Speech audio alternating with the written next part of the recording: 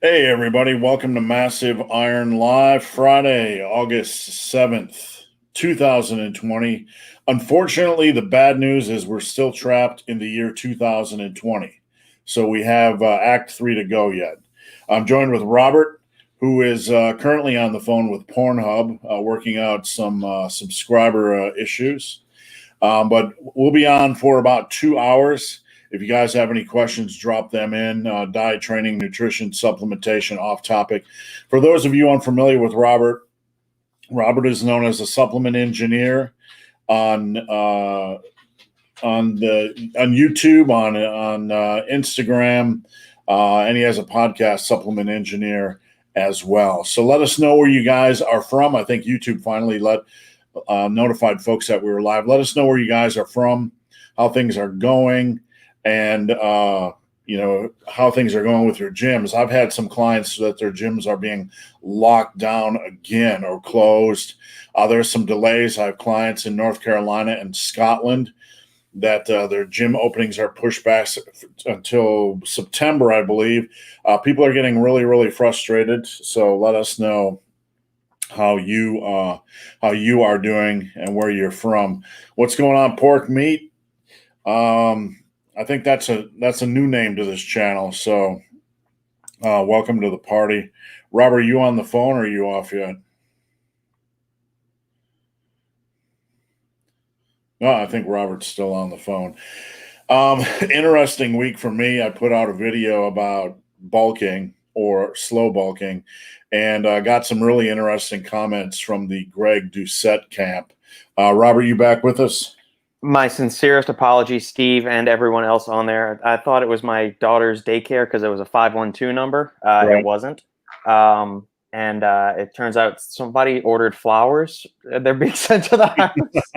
So I don't know if like my wife's school or somebody from my wife's school is like the faculty is sending her flowers or something, because I didn't order her any. And, nobody's going to, my birthday is Sunday, but nobody's going to be sending me flowers. So. No, man, if somebody sends me flowers for my birthday, I'm going to be like, what's up with that? Like, the only time I want flowers is at my funeral. Just take note, everybody. So before we dive in, and again, everybody, just post up your questions. I know a lot of you watch but don't post questions, so I'd like to encourage you to join into the discussion. We're always looking for newer, interesting questions. If stuff has, if you feel like it's been asked a million times before, ask it again, because we do not mind. Before I dive into the fray, Robert, I put out a video this week about bulking. Mm-hmm. And basically said the issue I had with trying to maintain weight and pack on muscle is that most people aren't training hard enough, as it is. So they're like 80% of the way or 70% of the way there as far as their training intensity.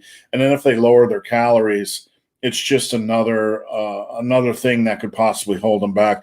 The interesting thing about this, Robert, is that the Greg Doucette camp, they left some wild comments, because I didn't know Greg was into like main gaining or whatever his thing is. But I got some people encouraging me to give him my address so he could come fight me. And you get all these comments like, now you've done it, your channel, RIP, all this kind of stuff. The people that follow him are crazy. But Robert, before we dive into the questions, what do you think about main gaining for the average individual? I think if you are a ranked novice, it could possibly be effective, provided that you're training hard enough. If you've had a severe layoff from the gym, say you were like a high school or college athlete, and then you finished your college playing career, and then you didn't train for 15, 20 years, and then you come back, so your body will be resensitized. You can gain muscle in those states, but for the average person that's already, like the early intermediate to intermediate lifter, the days of efficiently and effectively building muscle at maintenance or in a deficit is going to be extremely hard. The progress will be extremely slow. Sure, it can happen, but the progress will be so slow that you're going to feel like you're either plateaued or you're not making any progress whatsoever. And the changes are going to be so imperceptibly small. You'll look the same for relatively like 4 or 5 years straight. There's a reason why the biggest, strongest athletes on the planet have done the traditional bulking cutting cycles, your body uses those calories, those extra sources of nutrients. It just primes the pump and gives your body the most efficient and optimal way to gain muscle mass. You need a surplus to do that after you've been training for, several years. I think the biggest thing that there's a couple factors why people are always searching for a way not to gain weight. And honestly, usually it's the guys that need to gain a little bit of weight. And I'm just being brutally honest here. Number one, they think they have to gain 40 pounds in a year to bulk. That's not a bulk.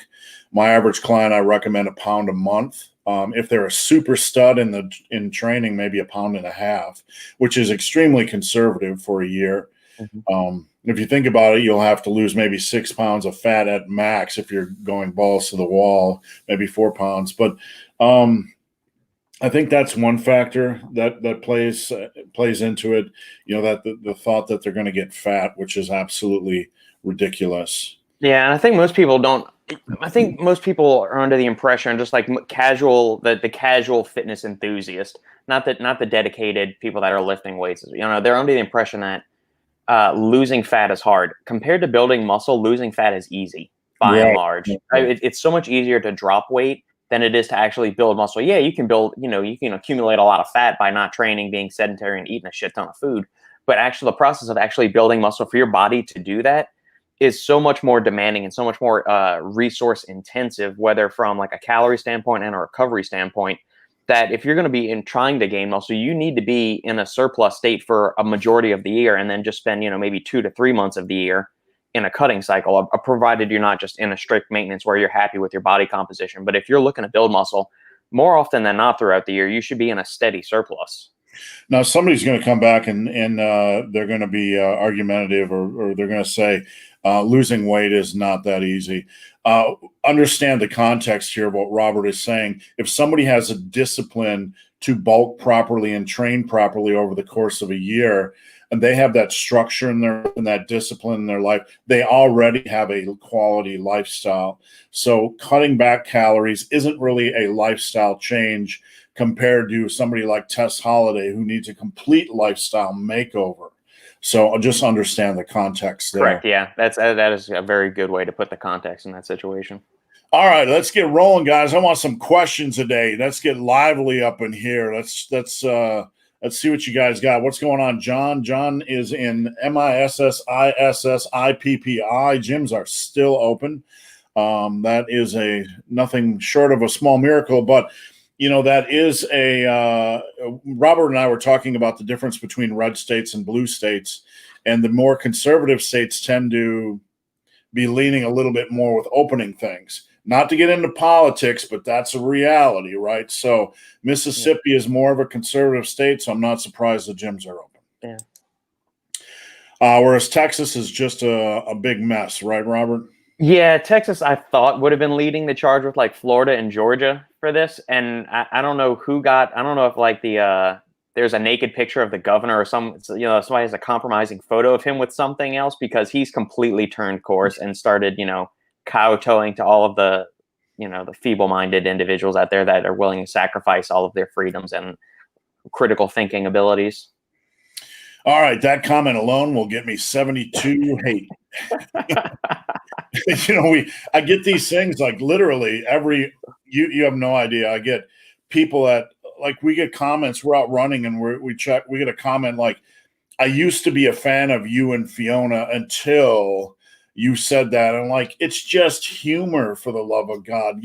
Everybody's so, but we get comments like that all the time. I just mentioned the mayor of New York and, the thing with the wings, or whatever. And it was just funny to me, right? It was just funny to me that he said wings weren't food or whatever.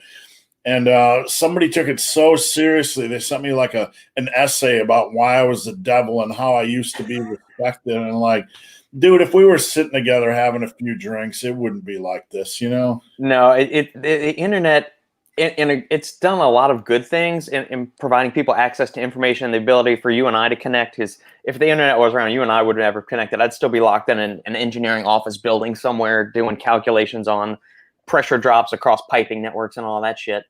But at the same time, the barrier to entry and the barrier to communication has gotten so low that people will just, flippantly just send you a text or a nasty comment out of the blue. I'm thinking, how miserable is your own life that you took the time to write this essay to bitch me out about something that I just kind of casually said, maybe tongue in cheek? And then do they think so highly of themselves that you are going to value their opinion, or you bitching them out, and you're going to say, you know what, you bitched me out just enough to where I'm going to completely change course and change my entire outlook on life?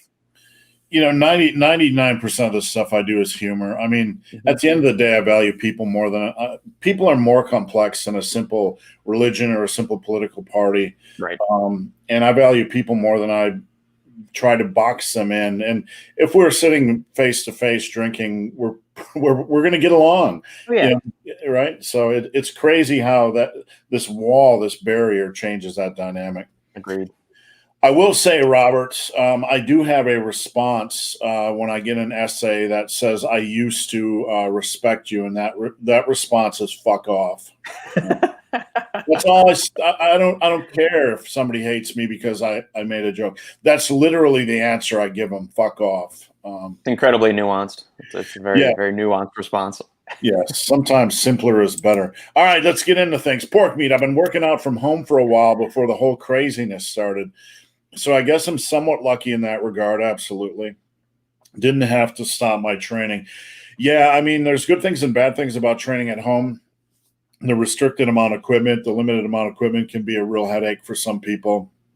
But then again, I was at my strongest with limited equipment. So it really depends on what groove you fall into. And there's times in my training, I don't know about you, Robert, times in my training where I just want to do a machine or I want to do a seated cable row, and times where I just want to do a couple exercises. So, agreed. Yeah, I get into this. Sandy's in a real big groove with her workouts right now, where she's been doing a lot of the block training stuff. We've taken the philosophies that you've had, and we've kind of tweaked it to the 4 or 5 day lifting schedule that we've got here. So we've taken the principles from that, which it's an extension of rest pause training. But I mean, she's gone into the groove of that, and she's been hammering that for like 4 months straight, and she loves it. Yeah, I mean, the year I spent doing rest pause training was probably one of the most satisfying years of my life. I just really, really enjoyed it. I was still making progress. It wasn't powerlifter type progress, but I found my joints felt better. I don't know why. I really don't know why. Maybe it was because I was doing less volume, but getting as much out of it.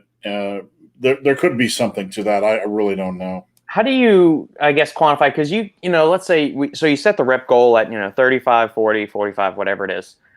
And so do you basically keep the same tempo when you're going through all these as far as like the lowering? Because you could say you get 30 reps this week, but then the next week you decide to do a 3 eccentric on every lift, and your reps might drop down to 25. So, technically from the logbook standpoint, your total reps may have dropped, but your actual quality of work and the quality of those repetitions may be more. So you may have created overload that sense, even though it may look in the book that you're not. So how would you, I guess, if somebody's struggling to see progress, would you tell them just maintain a consistent, eccentric tempo, or do you not really get too mired down in the weeds with that? When it comes to eccentrics, I always recommend that they keep things natural. They keep things as natural as possible, a natural feel. Bench press is a good example because a lot of times people just drop it to their chest, right? Yeah. There's no tightness there, which is, inherently not a good thing over the years. But I usually just tell them to keep things natural. If somebody's very interested, I'm very obsessed with controlling the weight. I tell my wife all the time, either you control the weight or the weight controls you. So I'm really big on maintaining control over the weight, meaning a quality controlled eccentric, as opposed to something that's punishing or jarring. Like I have clients that do pull-ups, for example, and they just drop from the top, and like, oh, I wince, like your biceps are going to be stopping you. So I'm not sure if that answers the question, but I'm very much into control and making sure the reps are controlled, especially the eccentrics. Gotcha. Never slow them, though. I tried that stuff, and it's not for me. I have nothing against it at all, but it's just not for me. Woodulus is a client of mine from Scotland. He just got his massive iron t-shirt. I'm just grateful it got over there. Can I build dry muscle at maintenance level? I'm an ectomorph. That's a very good question. It's funny that you bring that up because he has me blocked, Vince Del Monte, Vince, on everything, literally on everything. But he started a new business venture where he's teaching people, if you give him $1,000 or $2,000, how to be a successful fitness mogul or whatever the crap he's doing. But he didn't block me on there, so I let Alan's group know, and we left about 7,000 comments on it. So, how you doing, Vince? Forever. All right. He's a fucking douchebag. Excuse my language. What's going on? Stan from Norway. Stan's a client of mine as well. He's currently trying to build big wheels. John, warm up before lifting session. I just usually work up to weight. But I'm sure being 41, I should stretch or something. I'm going to let Robert share his thoughts on this before I share mine.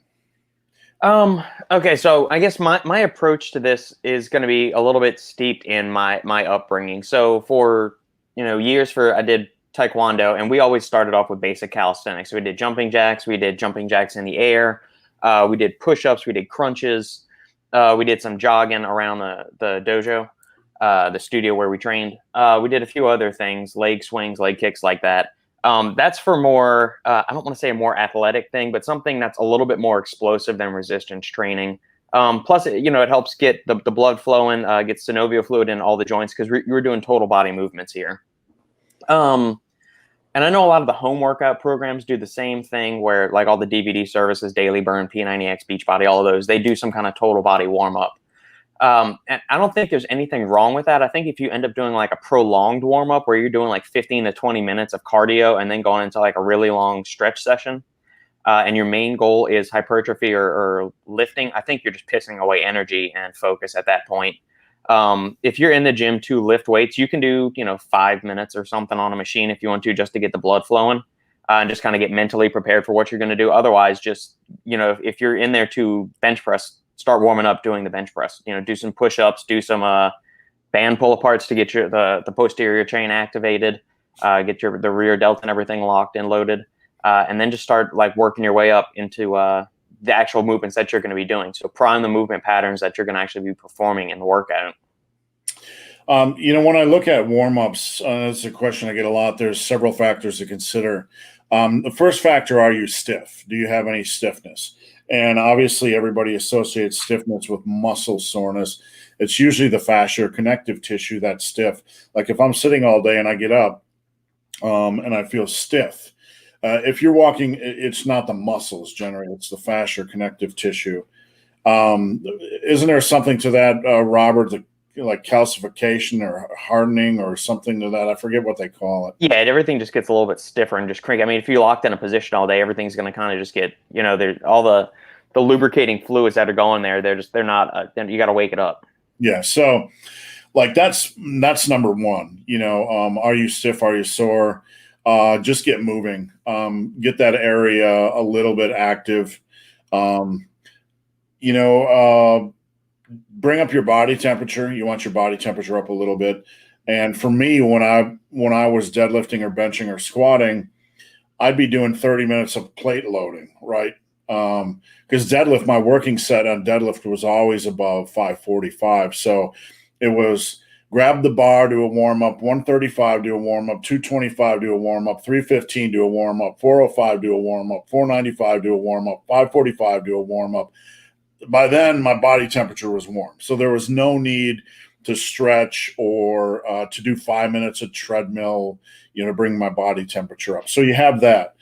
Warming up your central nervous system, that's usually accomplished with a proper warm-up scheme on the exercises you're using. Generally, once you get to about 50% of your 1 rep max, taking increments about 10%, maybe max 12.5% until your working weight, just to kind of wake up your central nervous system. So you got to bring your body temperature up. You got to get that stiffness out, and you got to warm up your central nervous system. Stretching has been shown to a degree to be counterproductive to strength training. I'm not a big proponent on stretching prior to lifting, but foam rolling might be a good option. So, look, you're talking to somebody that stretched for 15 years before and after running. Didn't do a damn thing for me because I don't stretch before I run now. I go out and I walk for the first half kilometer. I just walk and get my body temperature up and get shit moving. And I just start running. So that's my opinion. Yeah, I'd agree with that. All right, KO Surge. What's going on? I'm 33% body fat. How long would it take to reach 15 to 12? All right, so let's say max natural potential. Let's just say you're a 5'10" guy and you are, I don't know, 160 pounds. Okay, you're not at your natural potential yet. It doesn't really matter. It's arbitrary. And 33% body fat would be about 240 pounds in weight, just as an example. Okay, if you want to get down to like 15%, you're looking at like 185 to 190, 185 to 190. So you're looking at 55 to 60 pounds, and that could be done as quickly as 4 months, depending on how aggressively you cut. Generally, I would say 6 months is more realistic, maybe 7. So, but that requires something that most people don't have, and that's daily consistency applied over time. The biggest stumbling block to my clients that are trying to lose weight is do good for 3 days, then they had donuts at work and I had 2 donuts or whatever. So it's really hard to be consistent, but if you're not consistent, you're going to drag it out forever. Any thoughts, Robert? No, you got it that way. I was going to say maybe when you're in the lower body fat range, like in the 15 to 18%, and you're looking to get even leaner than that into maybe like the 10 or 12%. Most of the research into the natural bodybuilding community shows the rate of weight loss that you can max as the most aggressive you can get while maintaining as much lean mass as possible is about 1% of your body weight per week. So you could lose 4% over the course of a month, depending on how your is. But I mean that could be between 6 and 8 pounds in a month. But when you're on outside of that 15 to 20 rep range, you can be a little bit more aggressive with things.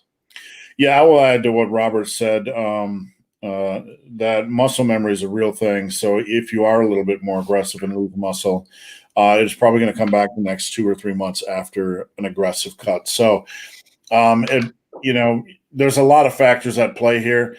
It's hard to perfectly nail down a perfect rate of weight gain physiologically because you might lose some muscle. So my point in bringing that up is if you are a little bit more on the aggressive side because you don't really want to sit and grind out a cut forever, just understand that a couple months at maintenance level and you'll probably get back anything you lose.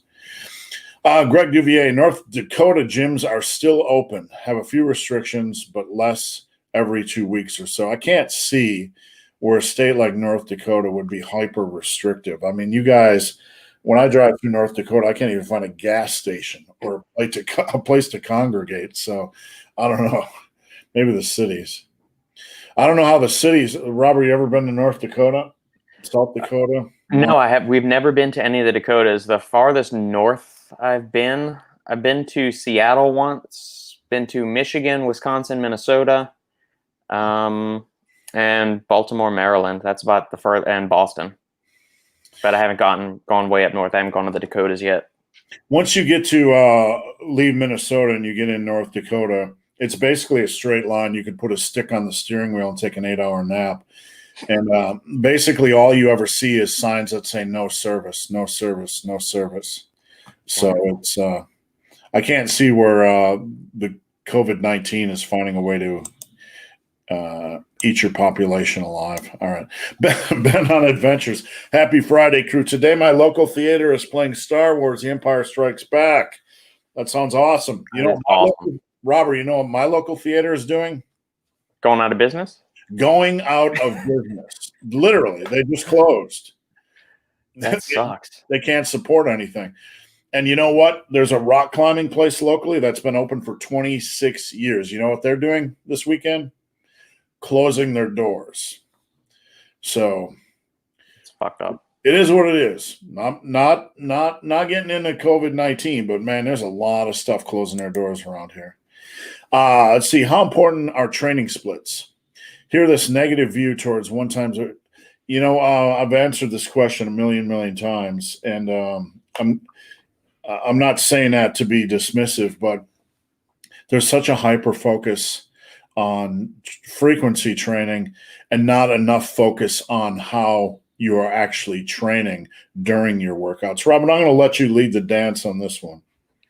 I think, you know, as the research body around muscle growth, hypertrophy, and just strength training in general has continued to explode over the past 10 years, especially since guys like Brett Contreras, Brad Schoenfeld, Eric Helms, all these guys have gotten like this bigger following and got greater notoriety in the world. There's become this increased sense of we need to find the most optimal thing to on our path to getting the results that we want.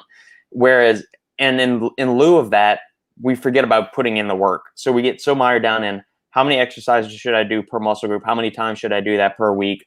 You know, what are the effective reps that I'm doing? Should I be ramping up volume? Should I be focused on putting weight on the bar? Should I be focused, you know, on all these other things? And we ignored the basic fact of you just need to be able to start doing more than you previously did over the long term. Focus on actually just putting in the work each and every week and stop searching for optimal. Optimal is not going to apply to like 98% of the people that ever enter a gym. They just need to focus on sticking to the basics and learning how to work a program effectively and stick to it over the long term. You know, for the people that are the aspiring bodybuilders, the aspiring powerlifters, sure, you can focus on optimization all you want to, but for the average people, just focus on getting in there regularly and busting your balls in the gym. Yeah, I mean, what Robert says is the gospel, because for 98% of you watching, you know, you watch all these videos by these guys and they mean well, but that's why I guess I kind of stand out a little bit differently. My drum is on hard training, proper training, because 98% of you don't have to worry about the details. What you have to worry about is training hard enough to get a response. And once you are at that level, you can pretty much train any way you want anyway. That's the reality. So it's kind of an odd, an odd situation. Most of my clients, I put on an A-B split 3 to 4 times a week. I think that's a good starting point. But when I see somebody that is crushing it, I will almost always move them to a split, almost always, because it gives them more time to focus. You know, you can live in a gym on an A-B split. There's only so much you can squeeze in if you want to squeeze in traps and calves and a little bit more arm work or work on a weak area. It's much harder to fit into a full body or an A-B split. So I usually give them somebody that's really training balls to the walls. I usually give them a little bit more recovery time and a little bit more opportunity to work in more stuff during a workout. So don't worry about frequency. Okay. Yeah. And I'll say, and I mean, I don't want to bash the research community or the search for optimality and all that, because I find it's cool when there's a new training study that comes out. I love, from like the theoretical standpoint, I love getting mired down into that and understanding, you know, at the top tier, the end level of performance, what can we do to make the human body that much better? And it's the same thing applies to supplements. You know, understanding the mechanisms of action in the body, how these different things might work in cell culture studies, how they might work in rat studies. Do they ever come out showing the exact same results in humans? No, but I find the theory of it and the pathways by which it works in the body to be incredibly fascinating, whether it's through, you know, athletic performance resistance training or supplementation and nootropics. It's the pursuit and the knowledge of it, of how it works, is really cool. Whether it actually matters in the real world, I find it cool to just learn how things work like that. So I think that's where is what appeals to me about it. Whether it, you know, but you always have to be able to step back from that and realize what's the practical takeaways from anything, whether it's training research, supplement research, or, you know, everything else. Well, one of the interesting variables that's never talked about in this mix is the physiological limit of the human body.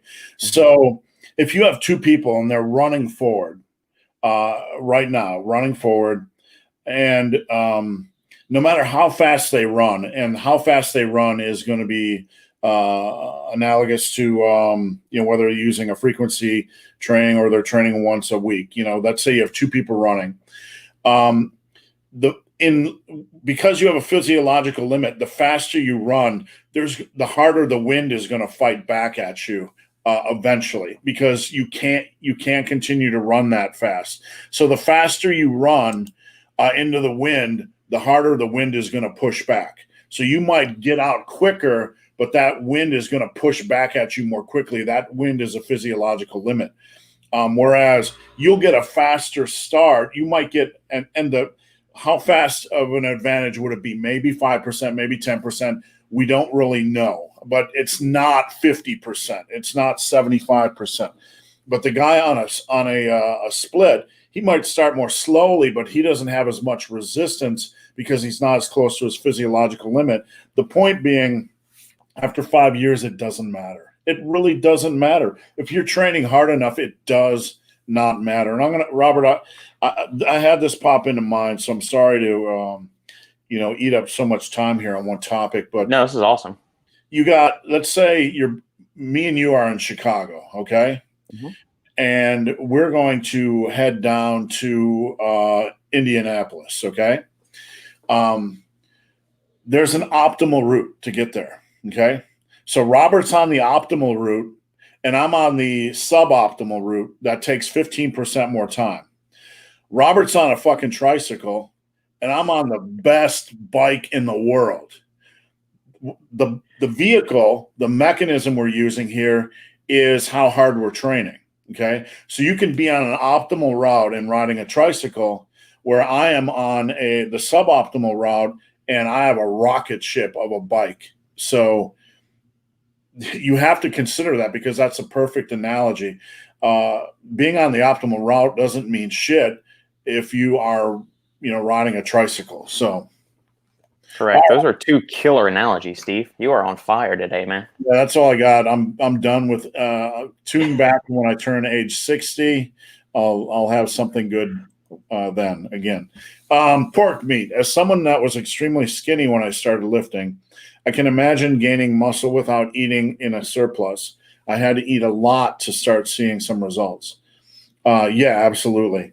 That's called, I often get comments from folks, about when I talk about physiological limits and natural limits, and they say, well, I can gain more weight or I gain more muscle than what you're talking about. That's because your body was normalizing, your weight was normalizing. Yeah. So I deal with clients that are really, really have to eat a lot, like over 4,000 calories just to gain steady, consistent weight. Robert, when you came out of high school, were you a stick figure, or were you just kind of normal? Like, that's interesting. So the first few years of high school, I would classify myself as kind of soft and squishy, because I had really shitty eating habits. My favorite foods were chicken fingers, pizza, burgers, French fries, things like that. And then my last year, I started to try to get healthy, but I did it the wrong way by just not eating a whole lot. So and I got super skinny. And so I was skinny when I graduated. I was maybe 150 pounds when I graduated high school. I mean, I was super, and I'm 5'11", so it was I was super skinny. It looked kind of gaunt at times. I can send you some high school pictures. My parents are bringing those up this weekend. We weren't too far away. In 11th grade, I was 142 when I was in cross country. And I was only running, 2 miles. It wasn't because of the running. I was only running 2 miles a day, like 4 days a week for training. And then when I entered college, I don't know, I was like 152, 153. I could literally eat all day back then. I remember there was one meal where my mom made tacos, and I had 15 tacos, like reasonably loaded tacos. I think I set a world record. Pretty incredible. The biggest eating feat. So my brother and I used to go. So in New Orleans, there are a bunch. It's a very heavily Catholic city. So there's a bunch of Catholic schools, and because the public school system is so shitty there, everybody, whether you're Catholic or not, you could be Presbyterian, Baptist, Buddhist, anything. And you probably, if you care about your kids' education, you'll send them to Catholic school. So every summer, all the elementary schools have these summer camp programs where it's kids from either the public or private schools. They go there.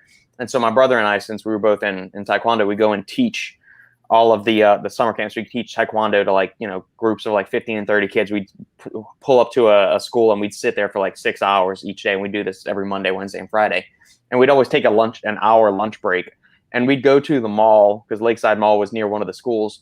And Sbarro's, you know what Sbarro's is? They got the huge king size pizzas. They're always in the mall, yeah. Yeah, we ordered a full large pizza. So instead of paying like $3 for a single slice, we got one large pizza that had, I don't know, 8 of those slices, and we crushed the thing in probably 15 minutes flat one time. And that was probably my greatest eating feat from high school. That, or a friend of mine, we went and did a pizza eating challenge at Cece's Pizza Buffet, and we each ate 18 pieces of pizza, I think.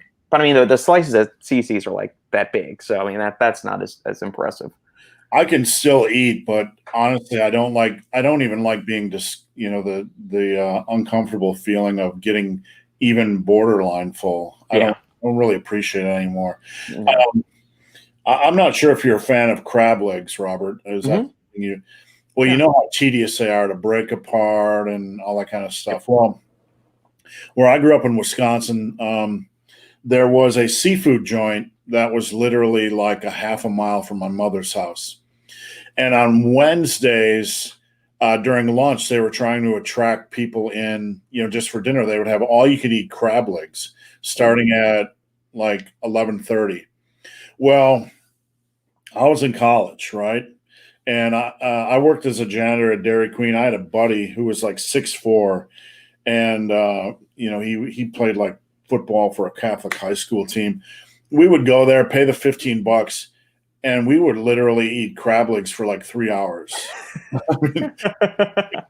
Eventually, after like 3 weeks, they kicked us out and said, "Don't come back." I was waiting for that part to happen because they're losing money on the two of y'all. Yeah, like two 21-year-olds that can eat endlessly, and they're just like killing crab legs for hours, right? So not a good profitability. Stan, one of my clients, says, how many clients can you handle at the same time? That's a good question. There's an interesting dynamic. I have weight loss clients, and I have resistance training clients. With the resistance training clients, they're usually really good about reporting weight. I have to push them a little bit to report workouts. But, most of those are pretty easy. I check out their workout, make sure their body's feeling good, doesn't involve a lot of energy. The weight loss people, I have to push for. They accidentally forget to send me their weight every Monday and Friday, so I have to chase them a lot. In general, not all of them by any means, but a high percentage of them. So, when you think about it, my day when I get up, I am processing messages. I get probably 500 to 750 messages a day from clients at a base of 70 clients. That's my limit. That is my absolute limit. With that in mind, at any given time, I have 2 to 3 clients that have disappeared or off the ranch. I have no idea what they're doing.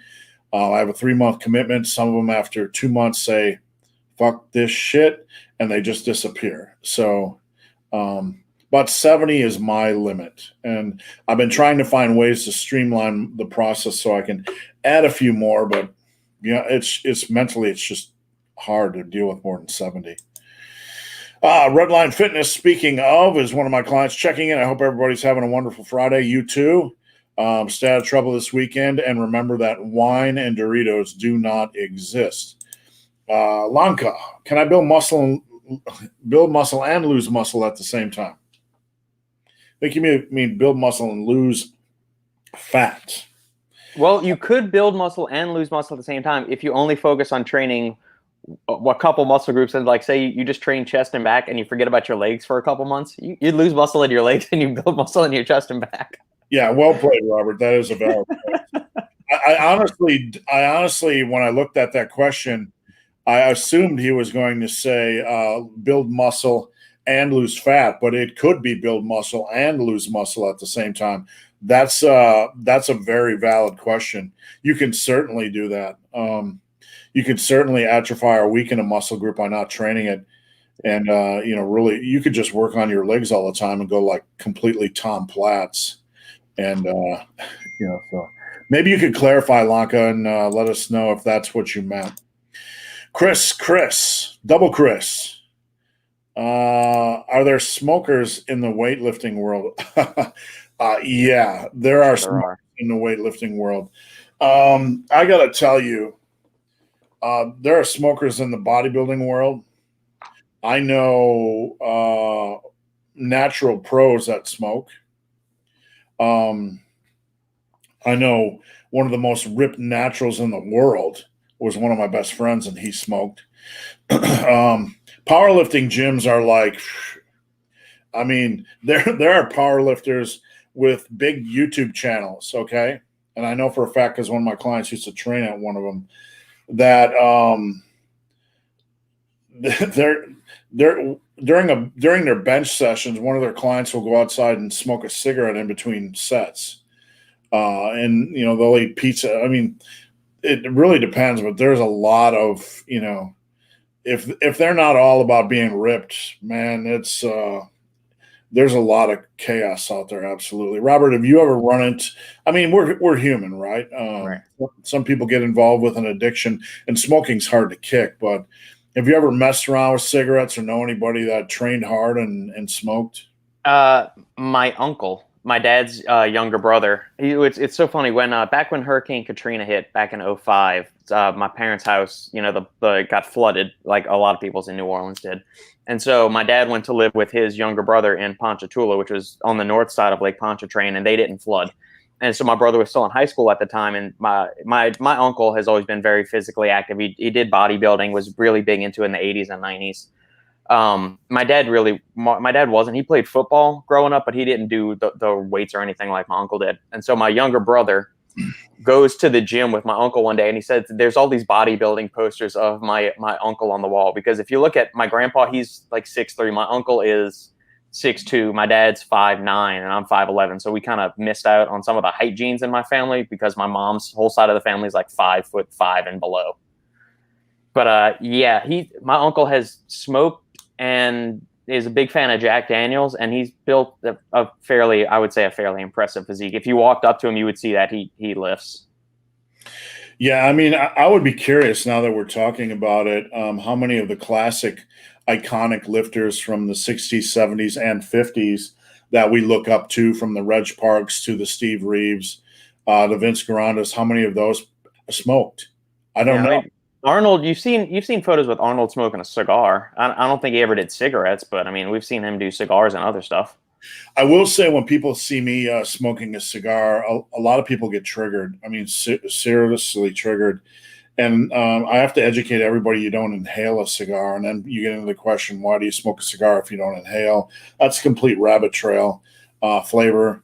You still get the nicotine buzz, etc. But back to what I was just talking about, I would be real curious, and I might research that after this is done, to see if any of these classic guys smoke cigarettes, because it wasn't a big deal back then. So I guarantee I wouldn't be surprised to see Doug Hepburn puffing on a cigarette or something. I'm not saying he did, but you know what I mean. Yeah, or I guess they could have done marijuana too. Right. All right, Scott McEarlane from Scotland. They fell out with you and Fiona, for fuck's sake. Yeah, I mean, a while back, I had a huge following in the gay bear community. Like, out of the blue, somebody started posting my pictures on Tumblr of me smoking cigars. Right? And it is what it is, man. I mean, you can't control that stuff, right? Yeah. And I was a pretty big dude. And the gay bear community, I got like 3,000 friend requests overnight. It seemed like within a week, literally. And but that community is very, very political, very political, and some of them are very hypersensitive. Some of them, okay. So yeah, when I crack on a politician that's liberal, they assume that I'm some ultra conservative cracking on a liberal to push my political views, when I'm just a schmuck who could give a damn about politics, but think half of them are just a bunch of clowns. So absolutely. Yeah. Pork meat question here. Someone that has relatively small wrists Should I just go on training normally? Yes. I have small wrists as well. I have small bone, believe it or not. Whether you should use wrist wraps or not doesn't really depend on your wrist size. There's other factors. Our supportive pieces of equipment like wrist wraps and knee wraps, do they have value? At some point, you're going to build up a lot of strength, a decent intermediate amount of strength, and this can place strain on the body. And if you're going to do this for 30 or 40 years, then there might be some benefit in providing some form of support. There's a certain percentage of the lifting community that's very much against it, but they're thinking today, right now, the next week, the next month, and they're not thinking about how they're going to feel when they're 55 and 60. So, Robert, any thoughts on that? No, you got it. You answered everything I would have said. Nothing beyond which I could add to that. What are you sipping on? That looks like a green elixir of some type. Yeah, what I do sometimes is let's get this over here. Ah, you put it in the water bottle. Yeah, I kind of 50-50 it. Just so it's not as fizzy sometimes. All right, what do we got here? Red line. I enjoyed when you had Kaj as a guest. Are you guys considering having more guests? Considering it, we would definitely be open for it, but you know, there's aren't many people I'd want to let crack the inner circle. You know, if somebody like Greg Doucette wanted to get on here and chat with me and Robert, I'd be all up for it. You know, anybody, just so we could intelligently talk and not attack each other. I tried to get James Tinyvest on. I messaged him a couple times and he responded, and then he kind of disappeared. He's a mysterious man I have a lot of respect for, but I would have people on here. But, you know, if I'm going to have somebody on this channel, I want it to be somebody that is known and interesting. I've had people like Stan Efferding on here and no one really gave a shit, right? I mean, they didn't. I mean, nothing against Stan, but, you know, it's like the 10 people that know Stan compared to the 10,000 that don't. They're like, who's this blockhead selling a cooler? All right, E. Watson. Been following your advice for almost 2 years. I feel now is the time to focus more on weaknesses. How many sets should I still do to maintain other non-weak muscle groups? That's a very good question. It doesn't take much to maintain. So if you're going to be in maintenance mode for chest, shoulders, triceps, I would probably pull back maybe 25 to 30% max, just a little bit to make room for some of your weakness training. Robert, any thoughts? Yeah, I would say, I mean, I think I've heard Dr. Mike say that maintenance volume is at its very lowest is maybe a third of your typical maximum adaptive volume. So if you know you're doing 15 sets for chest a week, you could probably drop it down to 5 or 6 and not notice any drop off in muscle size or strength. I mean, there's been some studies done where even just doing 1 set a week is enough to maintain strength. Now, if you're not doing as much volume in a muscle group, I'll say this just as kind of like something to keep in the back of your mind. When you're not training a muscle with as much volume, there's going to be you're not going to lose muscle, but the muscle won't be as full and pumped up. It's not going to have as much glycogen because it's not being used as heavily. So It might seem like your muscles are shrinking, but really it's water and glycogen that's not being stored in there as much. But the actual size of the muscle is still going to be there. So even if you drop back volume, so don't freak out and think you're losing your muscle. If you're training, giving it, you know, a good between, I'd say 5 to 7 hard sets a week, you're going to maintain it all. You know, when we look at weaknesses, whether it's a major muscle group or a minor muscle group or whatever we want to label a muscle group, right? The question should be how many extra sets or what is my strategy to attack that muscle group? And generally, it's not going to be a lot. The next question is, where is that going to fit in line with my programming? Say you want to focus on triceps more and you want to add like 5 more sets a week. Where is that going to fall into play? On your upper lower split, on your body part split? These are all questions you need to kind of reverse engineer, if that makes sense. Yep. Hood ball. Hoodie ball. Yeah. Do you prefer top down or bottom up? What are we talking about here? For deadlift and why? If you're talking about lowering the weight, that's an RDL. So just maybe clarification. An RDL is done from the top down where you get a stretch. You're trying to get a stretch reflex in your hamstrings, and then you pop back up. But you don't lower it all the way to the floor. That would be an eccentric deadlift, and that is probably one of the worst things you can do. So maybe you can clarify. Robert, am I missing anything here with the question? No, when you said the RDL versus the conventional deadlift, that's what it gave off in mind, because I wasn't sure what he was talking about, a top down or bottom up setup for a deadlift. But I mean, deadlift is you're deadlifting it from the floor. So if you're going to do a stiff leg deadlift or a Romanian deadlift, then you're going to start at the top and then work your way down. It's two different exercises for two different purposes. It's not really an either or question. It's if you're performing an RDL or a stiff leg deadlift, you're going to start at the top and go down. For a conventional or a sumo deadlift, you're going to pull from the bottom up.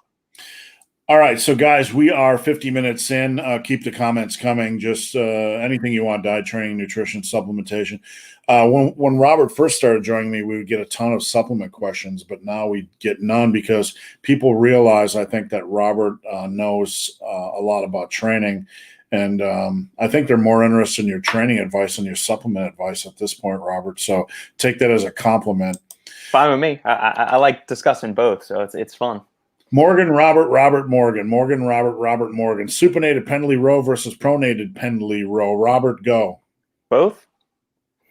I mean, do you have a preference on it? With the supinated pendulum row, you're going to get more activation from the biceps, so you may be able to pull a little bit more.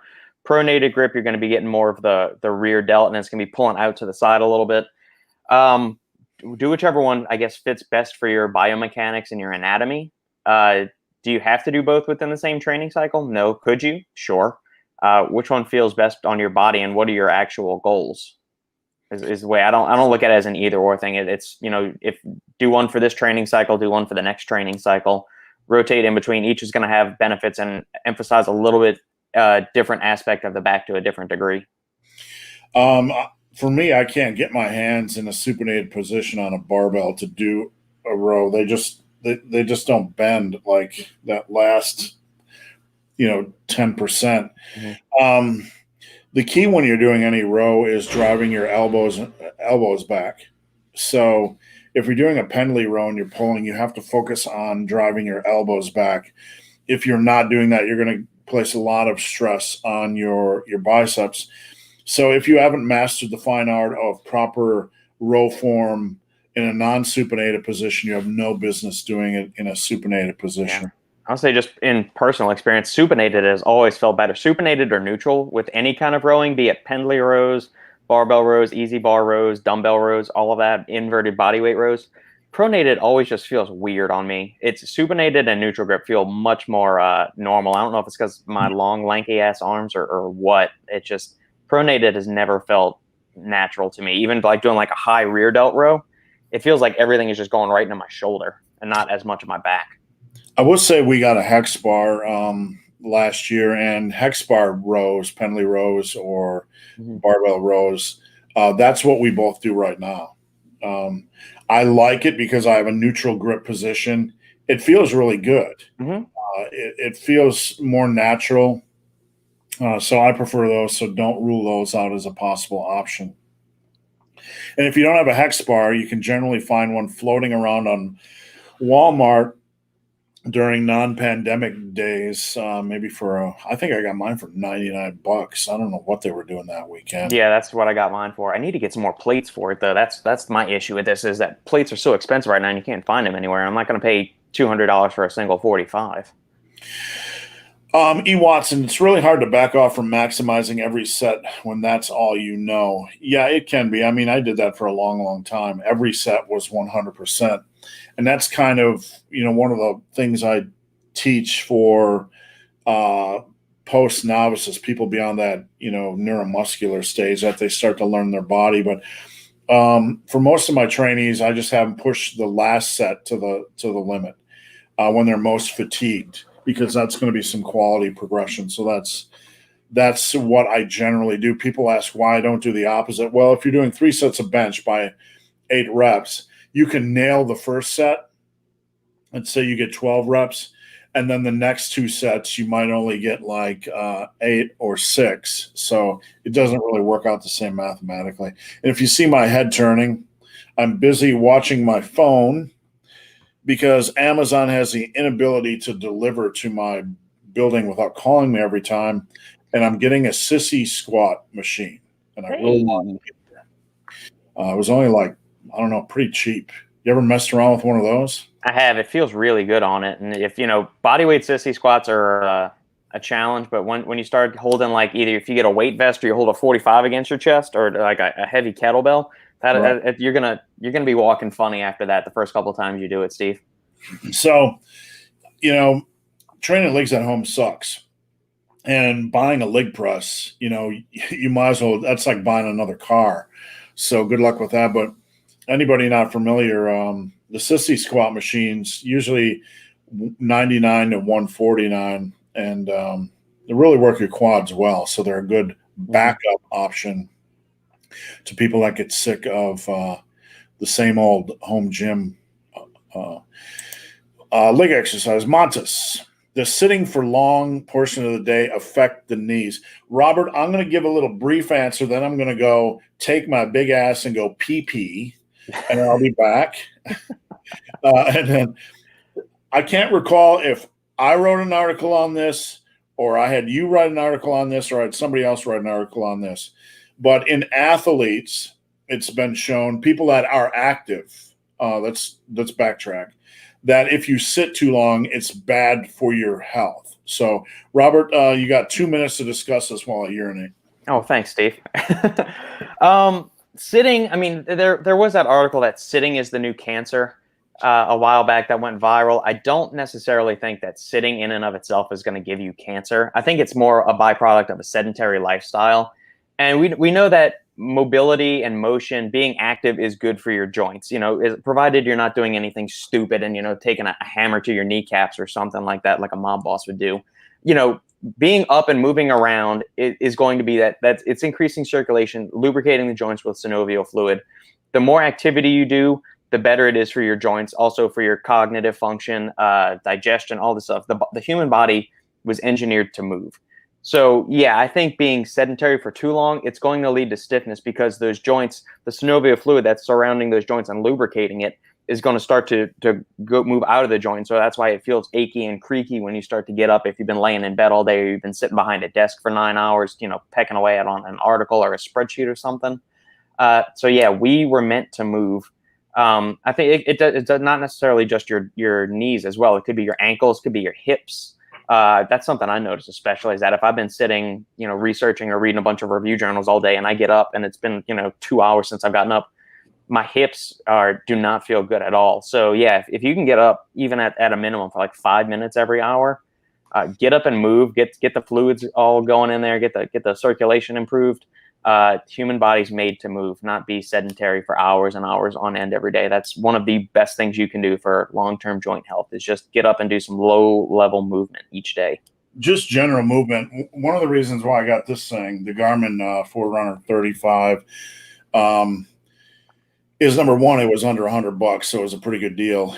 But, the step tracking, if I'm only getting 3,000 to 4,000 steps a day on this thing, I'm not really moving at all. That seems like a lot of steps, but if I'm just sitting here in my office and I take my dog out a couple of times and, walk to take a shit a couple of times or whatever, excuse my honesty, but that's what you get. That's like, 3,500 steps a day. So having some way to track it and make sure you're getting over 7,000 a day is probably a good thing. I mean, if you're getting under 7,000 steps a day, you're probably not moving enough as a human being. And look, there are people in my life that I care a lot about. A family member that is basically, I have a family member that has a fear of going outside, a fear of being around other people. And this person completely has bad back and knee, issues. So sitting too much can certainly contribute to a lot of that stuff. Bozer Wolf 1977. Hello, how's it going? Paul DeVito, greetings from Vancouver, Canada. Squatting only half of my deadlift weight. Something to be concerned about. Well, if you have a big deadlift, no. If you're deadlifting like 500 and you're squatting 250 for 10, that's probably okay. I guess I would have to look at the numbers, but I think more than deadlifts, when I look at my clients' squats, it's a really hard lift a harder lift to dial in just with video. So, a lot of leaner guys, smaller guys, and I don't mean that as a negative thing, they're able to pull some pretty decent weight without having an equivalent squat. My daughter, when she was 14, we had trained her for powerlifting, or she had an interest in powerlifting, and she was 104 pounds and looked like a stick figure, and her deadlift got close to 275, but she couldn't even squat 85. So it's very much individual. Paul or Greg Duvier, once you get past Fargo, your statement is true. I'm glad you can appreciate that and verify my facts. A Philo 68, I'm all ears with a belly full of fish and chips and a cup of tea on standby. Robert, I'm going to ask you a really crazy question here, and no offense to Philo, but have you ever gotten into tea? Have you ever been, found it alluring? Like you walk into a store sometimes, and there's like 7,000 different teas, and does it ever cross your mind, like, I'm just going to explore this world? Yeah. So growing up, in addition to drinking Coke like every kid does, or Dr. Pepper, when we started going to restaurants with my parents, my dad would always order unsweet iced tea, and as my mom did too. So I grew up drinking a ton of iced tea.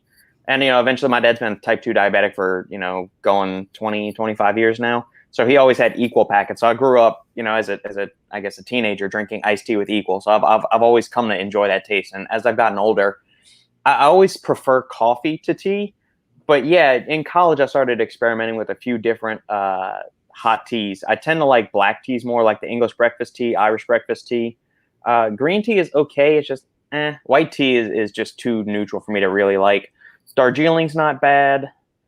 What are some of the other ones? Earl Grey, I'm not super nuts about. I like more of the English breakfast style tea more. Chamomile, once in a blue moon if I'm feeling sick, or a mint tea.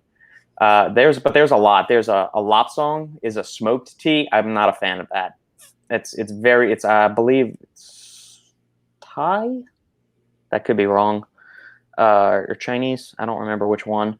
But it is a smoked tea. I'm not a really big fan of that. I have a good friend who really likes it, and he tried to give us some to try, and it was not a big winner for me. So anybody that's Australian, maybe the English, they'll appreciate this, but my wife is Australian. And, one of the interesting dynamics when we started communicating, because we use different lingo, she would say, it's tea time, it's tea time, it's tea time. And I'm like, what do you mean it's tea time? Do we have to have tea? And that's what they used for lunch, dinner, meals, snacks, whatever. So if it's lunchtime, she'll go in, she'll say, what are you having for tea? And when we're done for our workday, she'll go, what do you want for tea? So do you have a favorite tea flavor or a variety? No. We did the iced tea growing up. I did a lot of that stuff. My mom always kept that around. Yeah. But not really. I'm a black coffee guy, and like during the summer when it's warm, I don't like any hot beverage at all. None. No. Do you do iced coffee much, Steve? Like black iced coffee? No, I don't. Not during the summer. During the summer, I just have an addiction, Robert, and it's right here. Monsters. Have you entertained the idea of doing like those energy aminos, or I don't know, like something like a G Fuel, or some like half a scoop of pre-workout in lieu of the Monster? Or do you enjoy the flavoring and the carbonation that the Monster affords you that you wouldn't get by mixing up a powder and water? For a long time, I would do a half scoop of BCAAs and a half scoop of pre-workout, and that was my energy drink mix, right? And it was all right. I even thought about putting that into carbonated water just to, kick it up a notch. Yeah. But at the end of the day, It's just too much work for me. I have like cases of this stuff that I order from Amazon. It's just easier to have it delivered. That works. I'm lazy. I'm old and lazy. Is it normal to lose reps in a workout, especially if you're returning to the gym after a short layoff? Yes. 1 week due to sickness, vacation. Does that mean we lost muscle? Generally not. The body doesn't lose muscle that rapidly. No, especially after 1 week. I mean, it would take 4 to 6 weeks probably of not even doing anything resistance training wise to lose a considerable amount of muscle. 1 week off, generally you should be about the same. You shouldn't see any issues. If you are sick or on vacation and doing some crazy sleep habits, some crazy food habits, you could probably lose a little bit of strength, but that'll be back within, a week or two. Yeah. All right, Ben, on adventures, wacky adventures. One thing I've really done the past few years that's helped me is attacking the exercise, whether it be a compound or isolation lift, and get excited over adding 1 rep to a movement. Yeah, I think that is a key part of the process. Occasionally, I have people come to me saying they're bored with their workouts. What can I do? And I said, take up knitting because I can't help you. Every program is basically the same exercises. So if the same exercises bore you, there's no hope. So I try to keep my focus on progress in some way, shape, or form. I always have. Robert, what keeps lifting fresh for you? What about lifting do you try to recall or stay focused with so you continue to do it? What drives you? I mean, I think, because now it's going on, 10 years ago is when I first started getting that fitness bug. It was right after my grandfather passed away in January of 2010. From health complications and living a life that was not very healthy. And, he could have chosen to do a few things if he wanted to get his diet and exercise in order. And he just said, no, I live my life. I'm good going. And, I had to respect that. And my dad did too. But that was the first thing that motivated me. And now it's just become this fervent passion. I love training it. And it's the same thing with my career now, as opposed to engineering. I don't get sick of reading research studies on supplements or training programs. I look forward to going and training every day. Some days I don't feel great, like I'm achy or something, but I would say 99.5% of the time I never dread a workout. I'm more antsy on days that I don't train because I'm thinking, well, every other day I've got something to look forward to, whether it's this, it's a leg workout, it's a pull workout, it's a push workout, it's an interval training day. And then I have those 1 or 2 days a week when it's supposed to be, an active recovery or an off day. And I'm thinking, what am I going to do? It's just, I've got a whole kind of ritual, I'll mix up my pre-workout, I'll sip that, and then I'll go. So, I've built I've got my whole day lined out. And so it's something I look forward to every day, because outside of that, I'm either working on conference calls, doing food prep for us at the house, or playing with our 3-year-old or entertaining Sandy. So it's it's a time of day where it is just me, just the weights or the pull-up bar and the dip bars, those bastard fucking pull-up bars, because as proficient as I've become in pull-ups over the years, it's still an exercise that kicks my ass no matter what, and it always will. But it's just something I've learned to love. It is. I am an extremely strongly intrinsically motivated individual. I always have. Taekwondo was the same way. School was the same way. Work is the same way. When I find something and I fixate on it, it's something I can look forward to, and I don't need any other thing to keep me motivated. Yeah, I'm the same way. If I have an interest, it's an inherent interest. If I took cooking or I take an interest in beer, yep. Whatever I dive into passionately, just because I'm curious. So, Robert, I'm gonna share a little story here before we move on. This is from the world of coaching. I think I shared this with a conversation with you and Alan. I've occasionally had people ask me what it's like to be coached by me. 99% of the time, I'm pretty calm and collected and focused. Mm-hmm. But there is some old school coach in me that won't tolerate bullshit. Won't tolerate, weak mindset. And occasionally, what was the old Indiana basketball coach that threw the chairs on Bobby Knight? Yeah.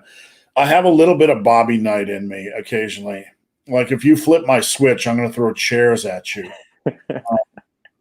And I did that this week to a client, and I'm going to share a little story. I had a new client sign on board. I spent last weekend building him a workout, which takes a couple hours on my weekend, which is part of what I do for a living. I took his call. He's international, so I had to take his call in off hours.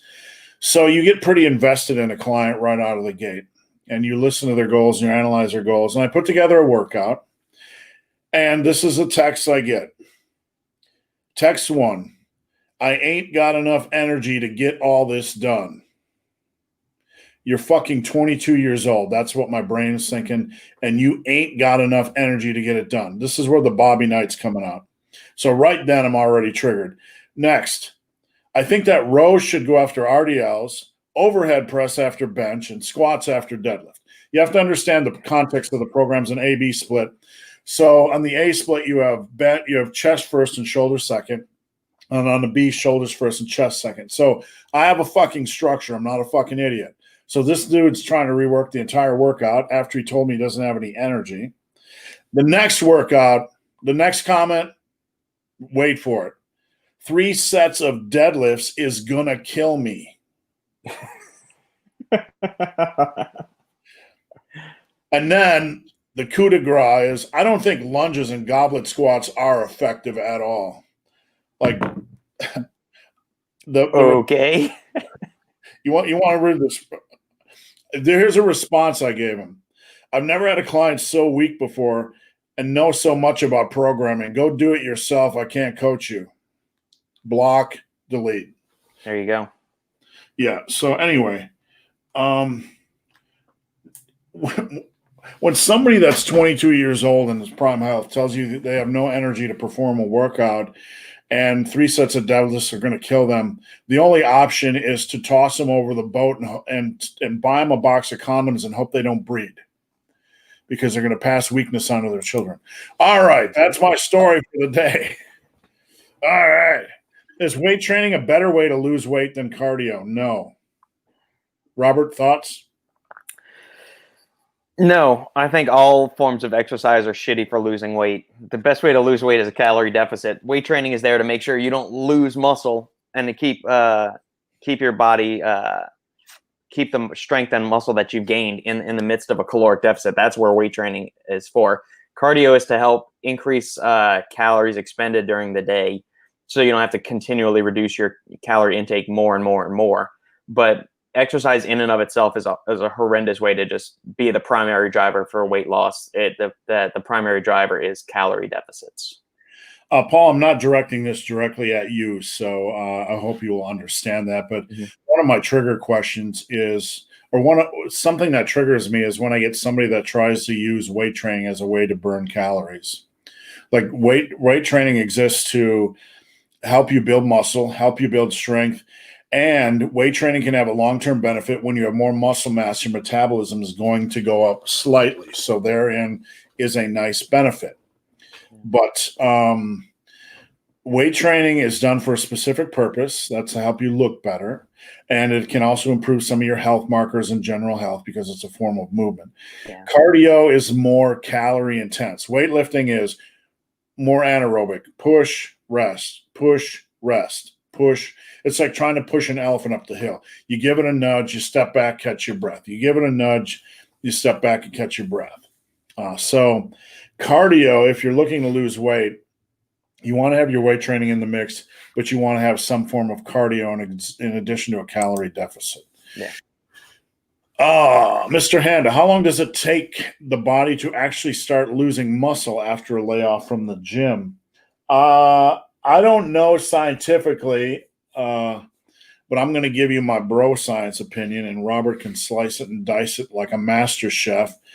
Think through about a week, you're fine. Because during that week of rest, generally some of your fatigue is going to rescind.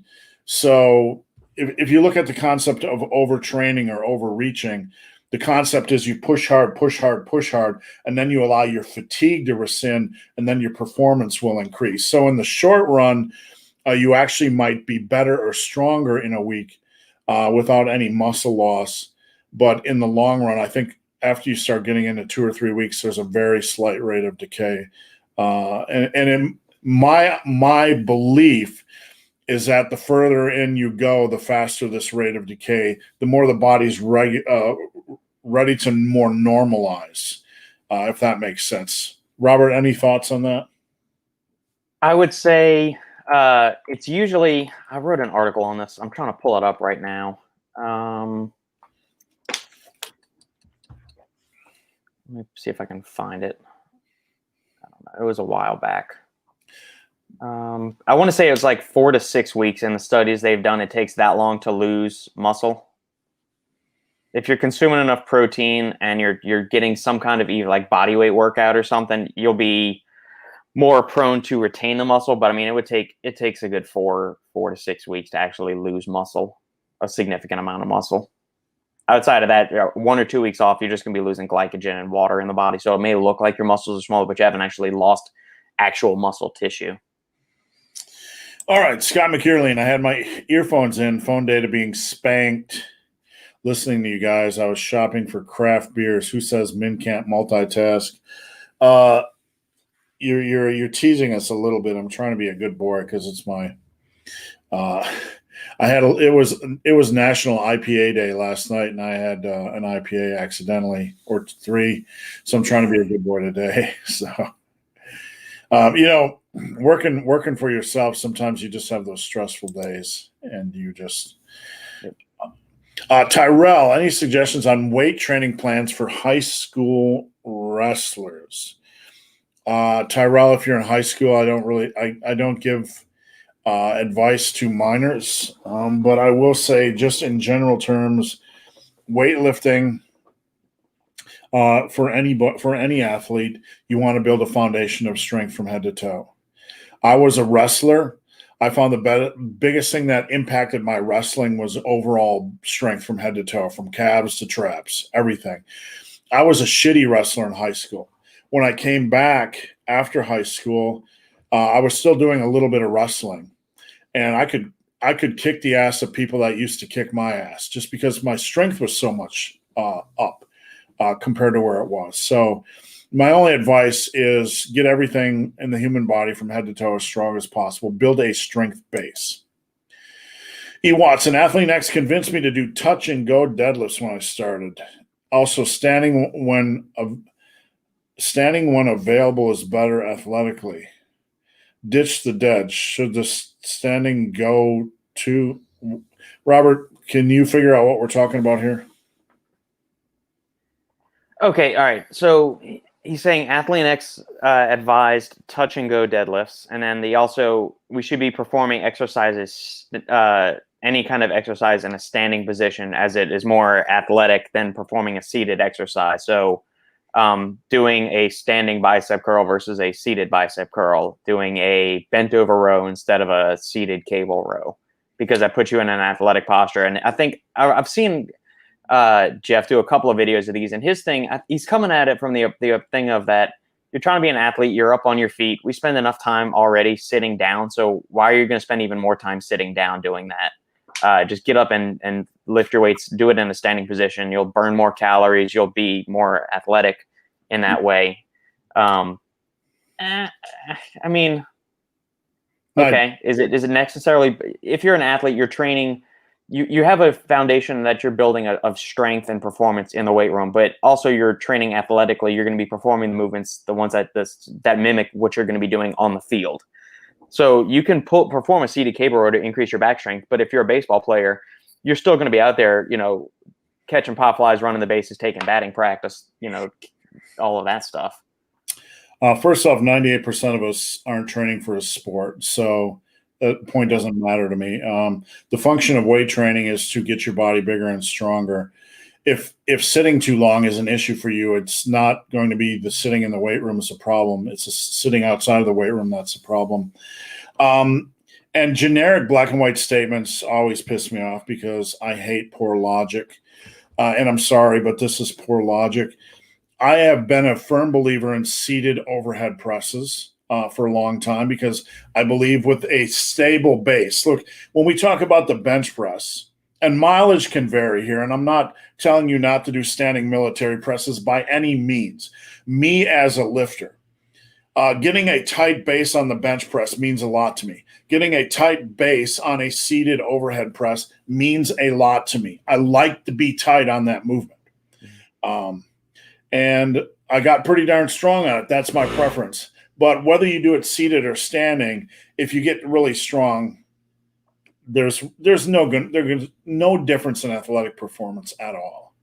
As long as you are doing your basic exercises, a wide variety of compound movements, that's not going to matter. Also, a common issue when you're coaching people is after the first two exercises, generally compound movements, they feel spent. They're not used to working hard. So if you need to sit to get in better performance on an exercise, by all means. So that's my opinion. I'm sticking to it. Thank you. Shashank Honda. Is it okay to do 15, 20 minutes light intensity cardio post weight training or on off days? Robert, go ahead. Sure. Yeah. I mean, if it's not impairing your recovery or your ability to perform your subsequent workouts, I don't think it's going to impair anything. It's not going to have any adverse effects. It's definitely not going to lead to muscle loss, especially if you're consuming enough calories throughout the day. People will say cardio kills gains. That's going to be more along the lines of if you are doing your resistance training workout, then you're going run a marathon, and then you're not consuming enough protein in the day, and you're sleeping like shit. It's all on a sliding scale. If you're just going hop on the elliptical or the bike or a treadmill, or you're going for a walk for 15 or 20 minutes after you finish the weights because you just want to burn some extra calories or something, that's in no way going to affect your rate of muscle gain. I grew up in the era of OCD paranoia because I think it was really good to sell programs and it was really good to sell supplements. Oh, yeah. And diets. But I want you guys to remember something. For 98% of you, the thing that's going to kill gains is not training hard enough. You're not training hard enough. And people ask me, what does that mean? And everything on this channel is dedicated to training hard enough. So use it as a resource. But the concept that the human body is so fragile that if you do a little bit of this, a little bit of that, you're going to have muscle loss or in suboptimal gains. It's nonsense. If you're training hard, the body will adapt. I want you to do cardio and lifting at the same time, some form of cardio, because that's well-rounded, that's sane, and that's good for overall health. I had an argument on my Instagram this week where I was talking about food quality, right? There was somebody started following me on Instagram, and their whole mantra was, you can get ripped and eat beer or drink beer every day and eat ice cream every day. And he was bragging that he never does cardio and no one needs to do cardio. And I hate shit like this in the fitness industry. So I went after him. And, people take that as like me saying that you shouldn't live balanced, which is not the point, but you need balanced living. You need balanced living. You need to be well-rounded. You can't just be a body that looks good, but that doesn't function well. So if you train hard, the body will not lose muscle mass. All right, the Drake Hitman. How was I able to work my way up to 275 by 4 rep 3-set bench, yet now 2 months later I struggle? I train consistently every week. If you took that big of a drop, something's seriously wrong. Something seriously wrong. Weight loss? Did you lose weight? I need to know more details. Weight would be the first thing I would look at because it does not drop. Your bench does not drop 30 pounds unless you're out of the weight room or you're losing weight. Robert, any thoughts on that? Sleep, stress, diet. There's a bunch of factors that go into this. It's unfortunately, this is a multifaceted issue that you can't really just settle with this one prompt. Yeah, I'd like to know your weight before and after. And in cases like this, when I ask what your daily calorie and protein intake is, usually they don't have any idea. So I'm curious if you track. Yeah. Just another data point. I'm a novice lifter with a baby coming soon. Due to lack of sleep when the baby arrives, is it wise to turn down intensity? Oh, hell no. I've got a great answer for this one. This is an awesome question. Intensity? Nah. No, do not look. I'm just gonna give you a brief answer. The worst thing I ever did when I had kids was sacrifice my life and my interests and my intensity. It's only 3-4 hours a week. Sleep, you know what? A little bit of sleep deprivation, no big deal. It's gonna suck, but you're gonna be sleep deprived anyway. You might as well look good and be strong. Robert, go ahead. All right. First off, congratulations on the new baby coming. Gonna say, you and your wife, I'm not sure if you're a dude or a dudette, you and your spouse, partner, whatever, go buy the book Baby Wise. It tells you everything you need to know for getting your baby on a schedule. We had a baby. She was sleeping through the night by 8 or 10 weeks, and she slept like a rock ever since. Get that? It starts off with getting them a quality feeding. It builds everything around the feeding. Don't expose them to TV too early, because then they don't understand what the fuck's going on. That's just going to make them stay awake longer.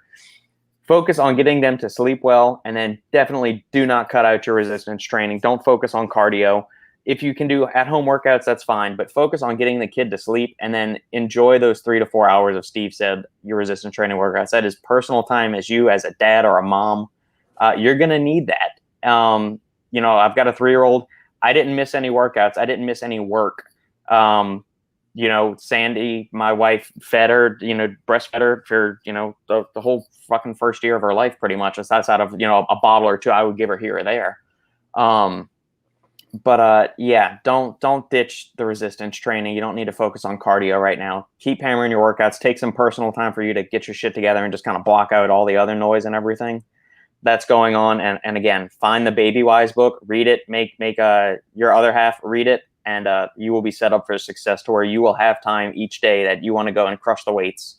And make sure that your partner is keeping you accountable too. If you need help with motivation, or you're not good for taking time for yourself to do things, make sure that they are there to support you and say, hey, you go do this right now. I got this.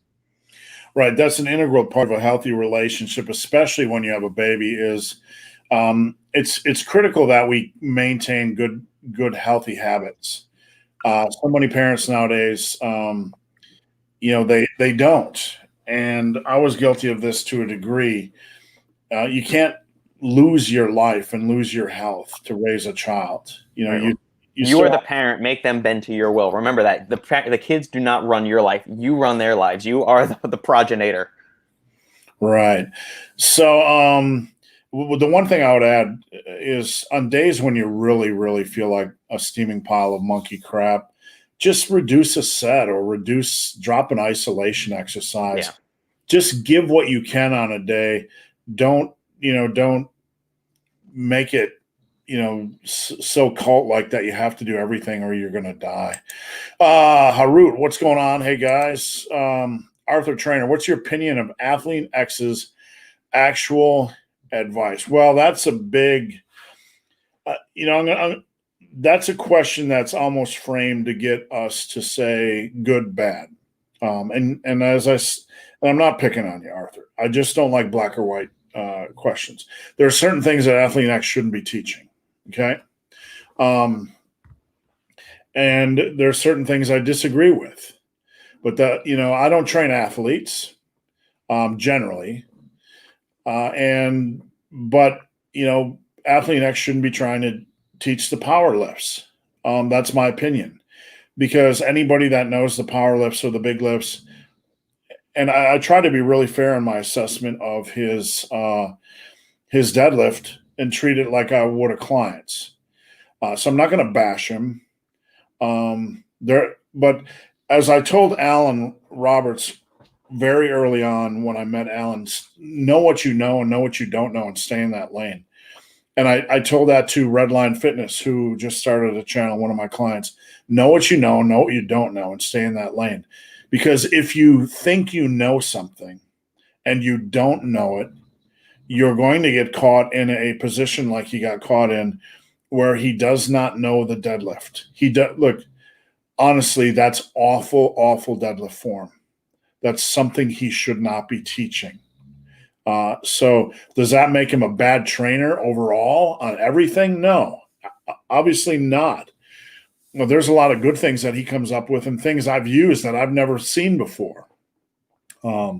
So there's a lot of good in what he does. And anybody that wants to generalize, I really, really dislike in life in general, the current mindset. Like, somebody can spend their entire life just dedicated to servitude and helping people.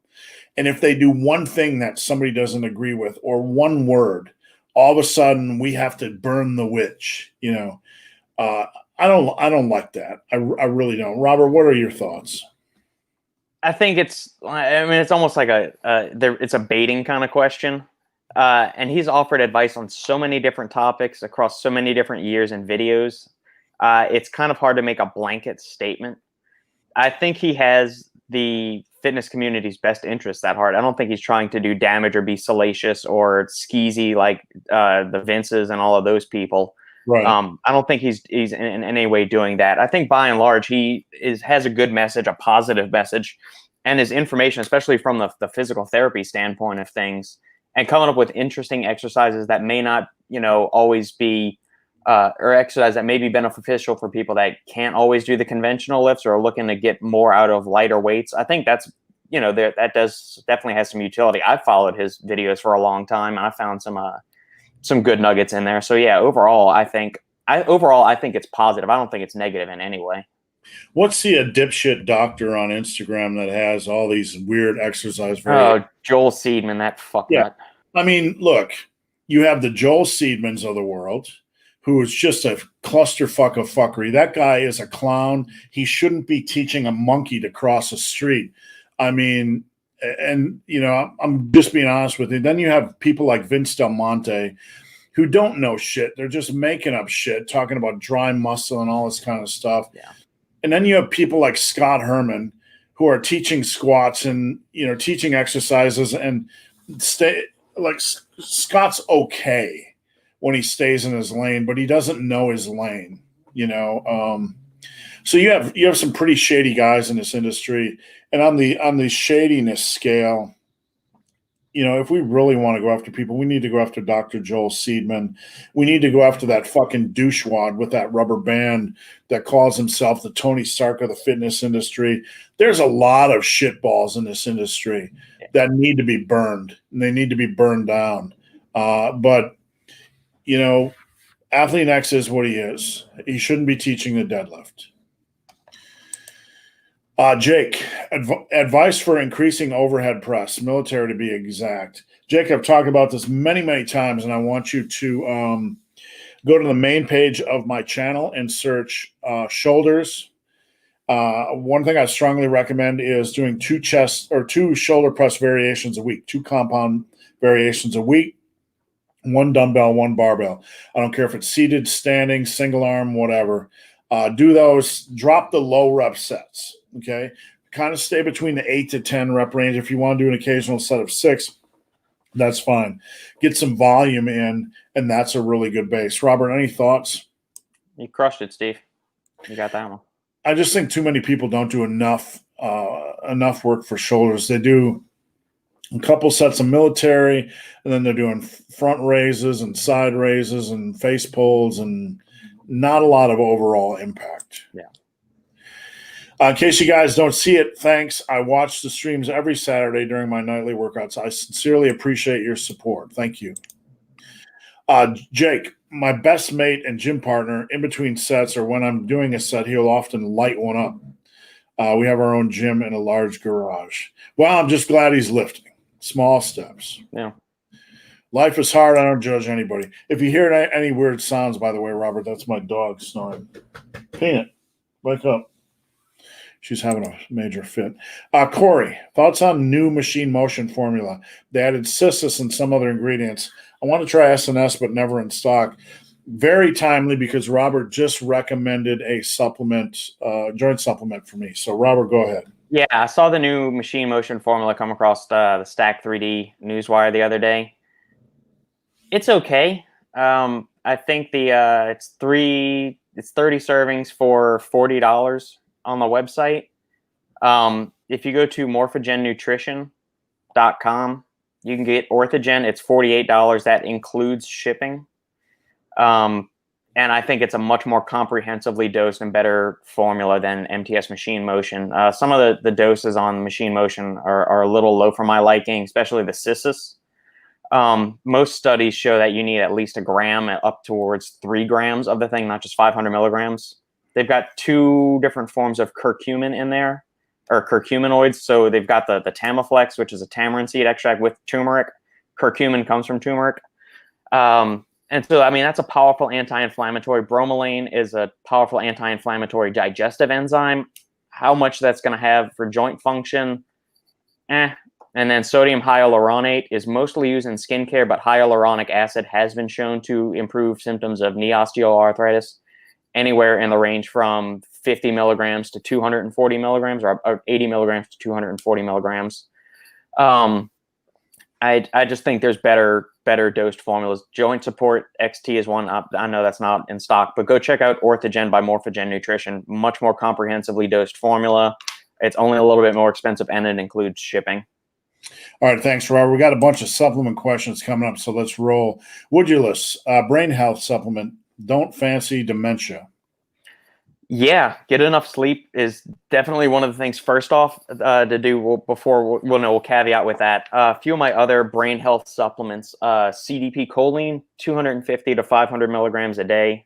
That supplies choline to the body, which most people don't get. It's present in things like beef liver and egg yolk. So if you're not consuming enough dietary choline, that's critical for that. Plus, I like CDP choline more than alpha GPC or choline bitartrate, just because I notice more of like a mental switching on from CDP choline, because it's kind of a 2-in-1 neurotransmitter, and that the cytidine molecule that's attached to the choline salt, the cytidine is converted into uridine in the body, which is used to make phospholipids in the brain, and also helps with dopamine neurons in the brain, helps prevent downregulation. So if you use a lot of stimulants or some of those aggressive stimulants, it may help prevent some of the downregulation of dopamine receptors in the brain, and stimulates neurogenesis as well. Other brain health supplements, blueberry extract is a really good one. Grapeseed extract also has some data on there as overall brain health. It's given the proanthocyanidins and the other antioxidants to the brain.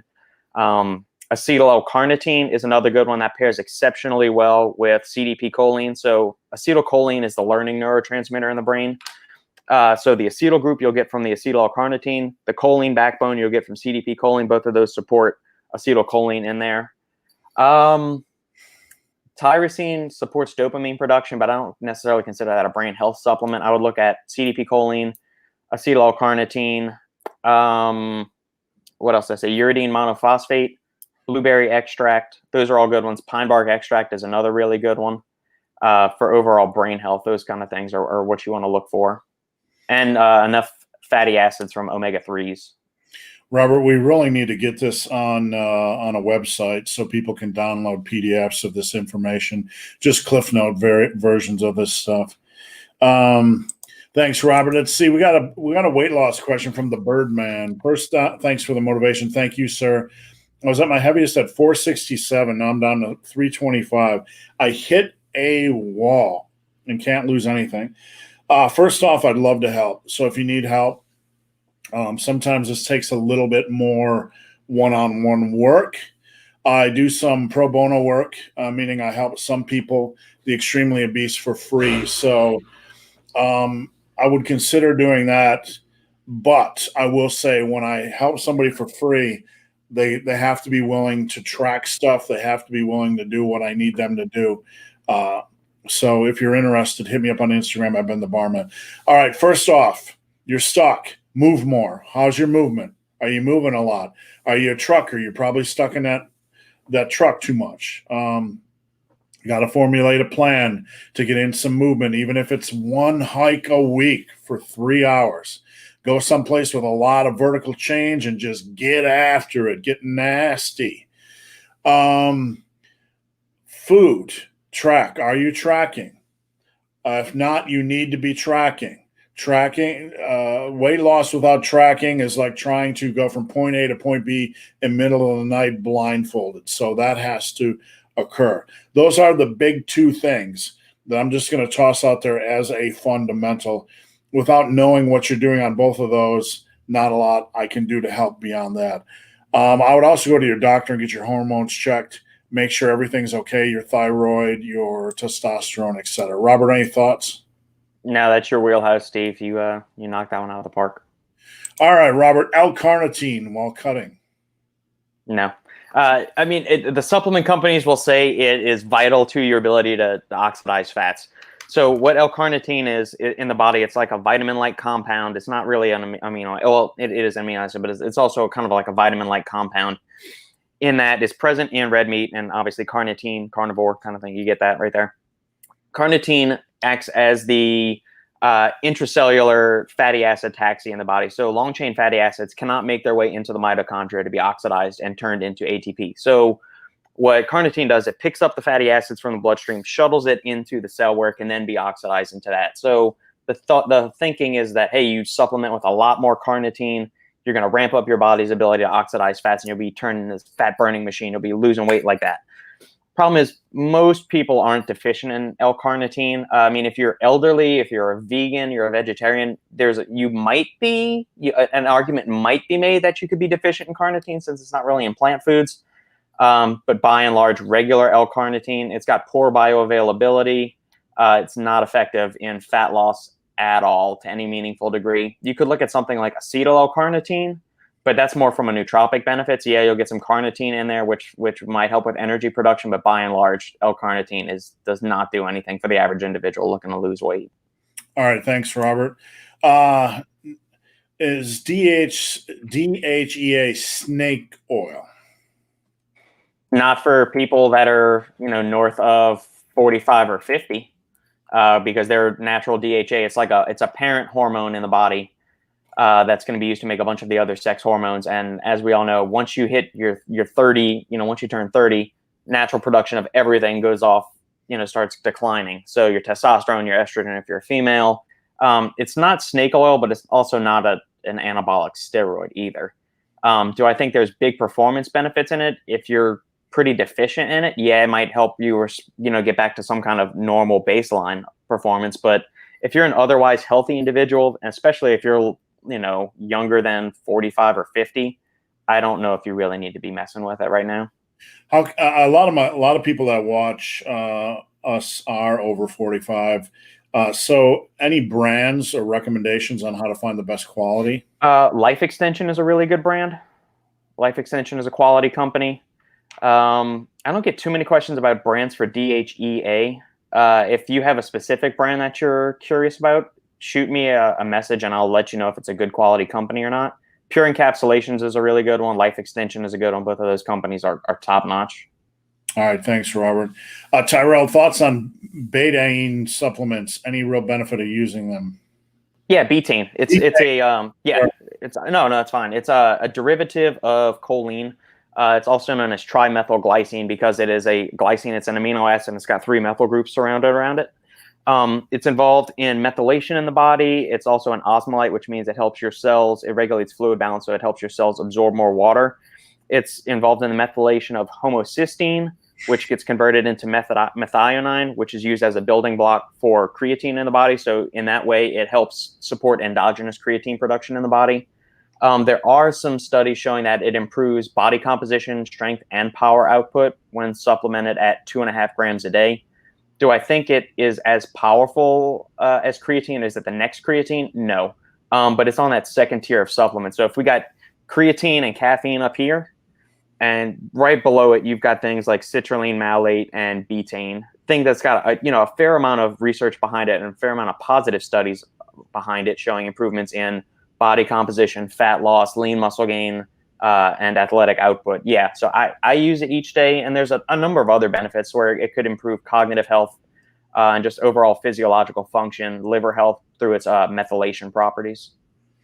Thank you, Robert. Let's see, Scott from Scotland. I usually do 8,000 to 10,000 steps a day. Obviously, on a long distance run, I do more. I think there's a lot to be said for just moving. Yes.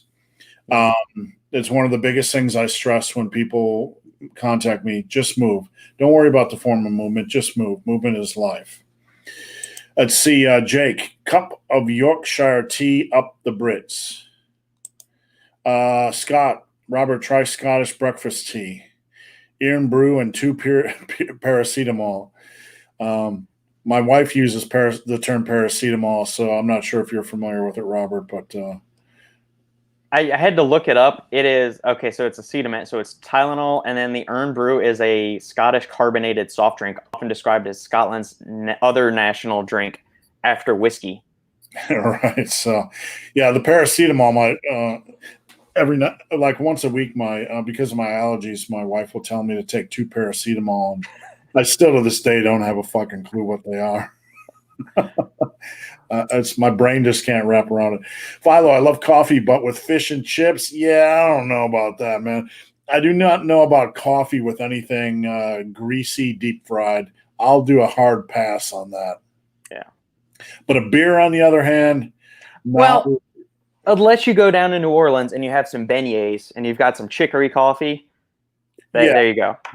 That's the only instance of something deep fried that would go good with coffee. Yeah, that's I've been there. I've been there. So, Bobby Gilham, thanks for the great content. Thank you. We appreciate your support greatly. Any benefits to carbonated water? Robert, I'm going to lead this by saying I want you to tackle this first. So many people think that unless your water is just water, that if you're drinking coffee, it doesn't count as water intake. If you're drinking carbonated water, it doesn't count as water intake. So benefits aside, Robert, lead with that question. What do you have to say about anybody that thinks you have to drink pure water for it to count as water intake? And is there any benefits to carbonated water? I think they're missing the forest through the trees with that. I mean, if your fruit and vegetable intake is going to contribute to your fluid intake, coffee, tea will, and no, coffee and tea are not going to dehydrate you. Caffeine is not dehydrating to any meaningful extent. Your pre-workout even contributes to your fluid intake during the day. All of these things.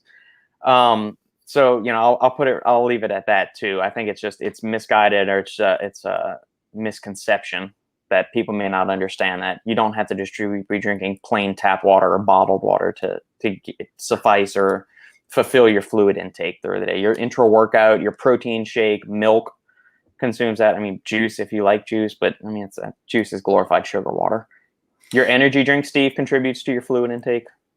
I drink a lot of carbonated water. I like the mineral waters that are carbonated.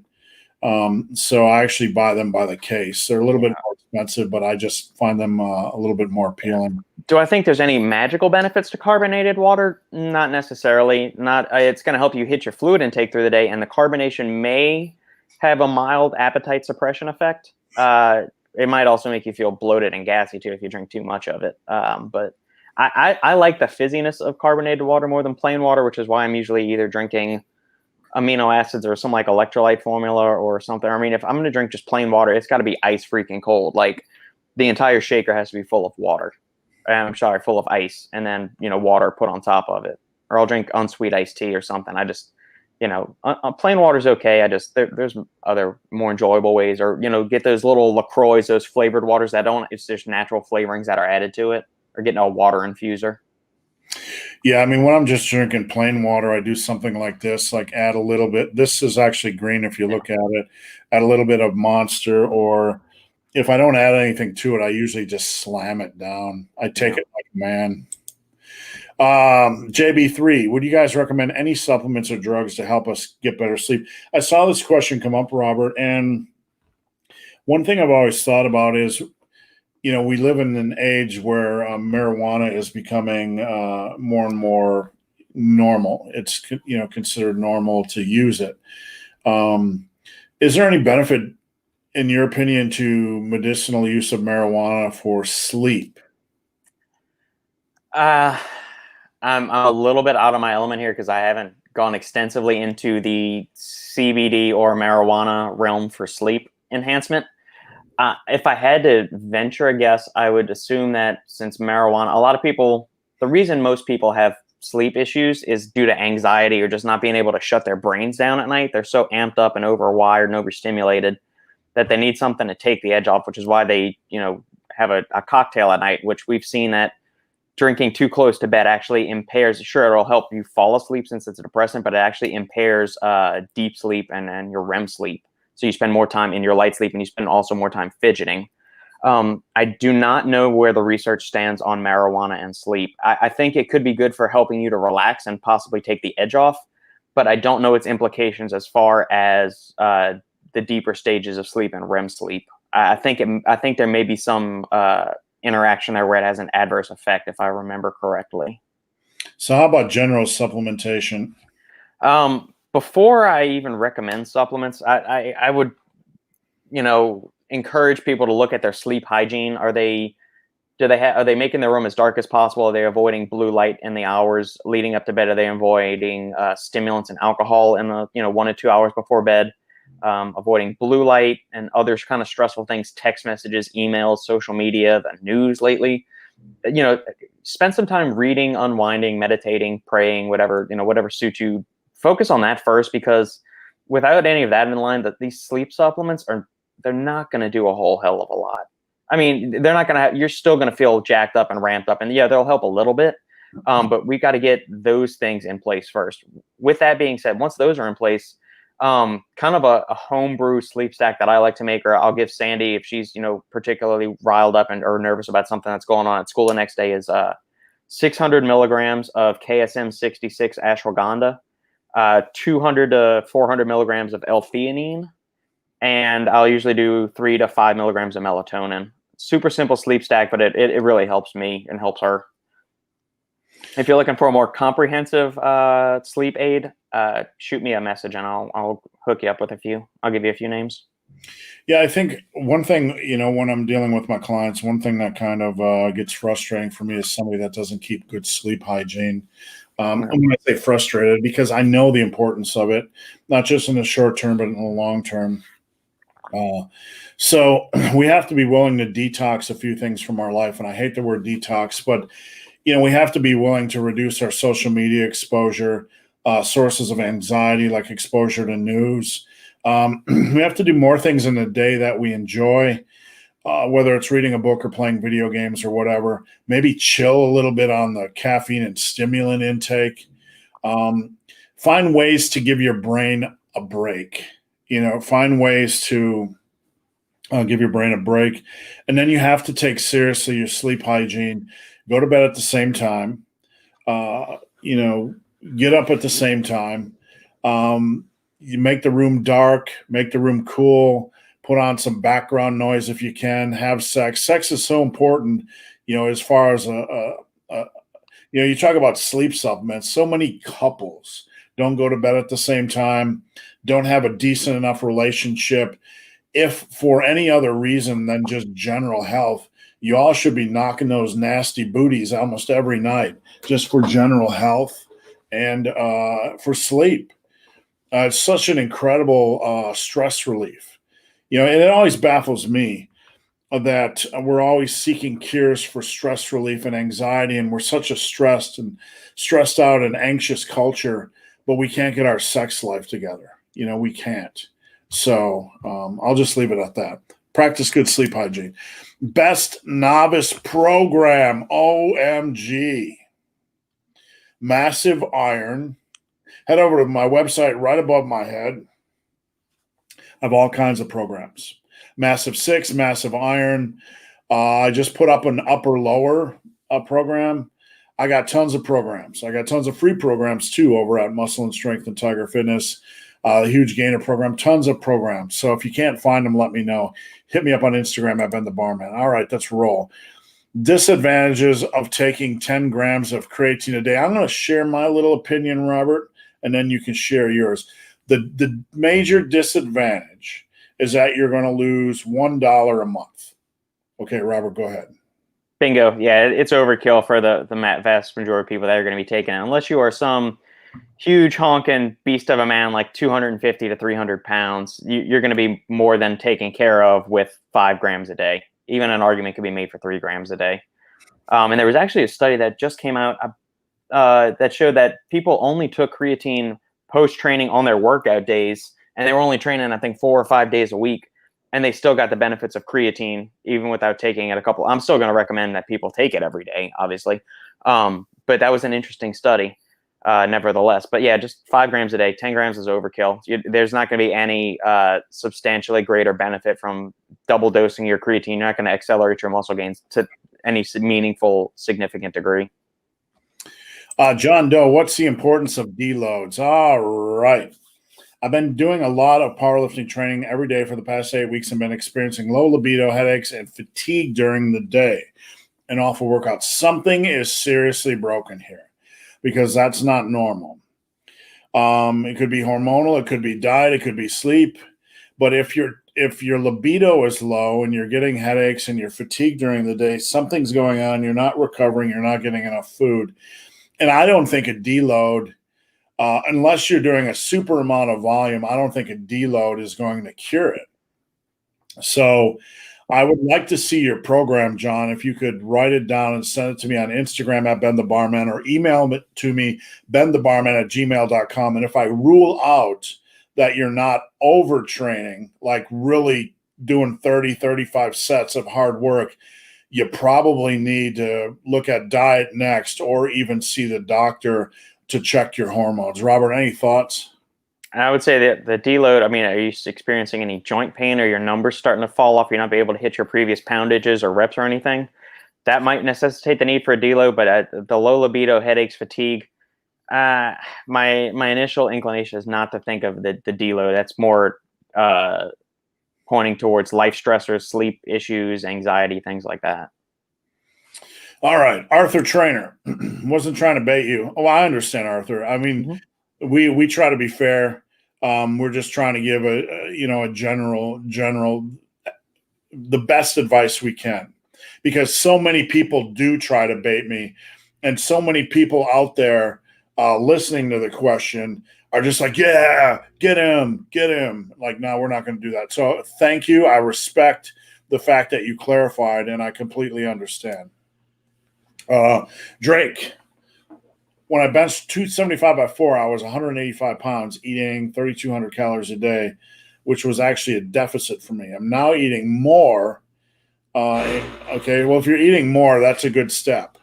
If you're in a deficit, which could easily be for your age, just keep me updated, Drake. If you need any help, hit me up on Instagram at BenTheBarman.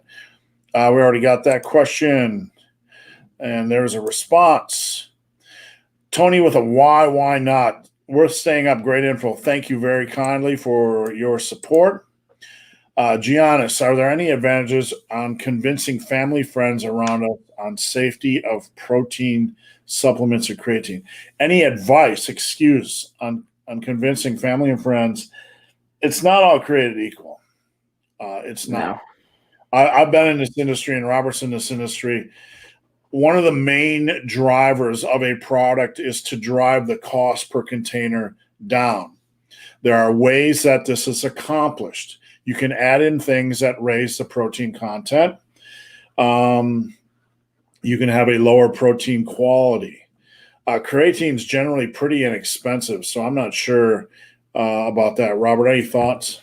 This is the golden question. This is something I still struggle with my family, and I live and breathe the supplement industry. I have for 5 years now, and it's still a go trying to, justify, convince. I think if you try to approach it from the convincing standpoint, that's automatically positioning you as the person that's coming at them with the finger wagging, saying, you need to try this, you need to try this. And, I took that opinion, at first, just because it was something I was excited about, and I didn't, come across as it comes across as forceful, and people are automatically going to be resistive to something if you come across strongly about it. I would just say, protein supplements there's nothing magical about whey protein. It is dehydrated, pulverized, purified milk. That's all it is. That's all whey protein is at its essence. Now, obviously, they add flavorings and sweeteners and all of those things to make it taste palatable. But by and large, there's nothing mystical or magical about protein powder. It is powdered protein. That's all it is. Creatine is the most well-studied, heavily researched ingredient in the history of sports nutrition. Maybe caffeine could make a claim to that as well. To tell them to go check out examine.com if they don't believe you, if they don't believe me. But I mean, if there are two supplements that are safer than anything else out there, it's creatine and protein supplement and whey protein powder. I will say the business of trying to convince your family and friends about health and nutrition, you'd be better off spending your time running into a brick wall full speed. I mean, I don't do it. I don't do that at all. There's a very interesting question. Do different muscle groups have different durations of protein synthesis? I have not ever heard of that. When you push muscles, when you push your body via resistance training, I'm under the assumption that protein synthesis is a body-wide thing and not a specific regional thing. Robert, anything to add? Yeah, I mean, it's when your body ramps up protein synthesis. So if you do a chest workout, protein synthesis is going to be increased in the pecs. Do I think that there is a different protein synthetic rate that occurs in the calves versus the chest? Do I think that your body would trigger a protein synthesis to a different degree? I don't think so. I don't know. I don't know if that question's ever been assessed or anything. I mean, obviously, volume and intensity is going to have some kind of impact on the magnitude of the protein synthetic rate that's going to occur in those muscle groups. But assuming that we're training each muscle group with a sufficient amount of volume and intensity and that they're all on some kind of, even playing field, I would have to assume that protein synthesis rates are more or less the same between muscle groups. I know when somebody takes an anabolic steroid, their proteins, muscle protein synthesis rates go up across the board. It's not, so that's a great question.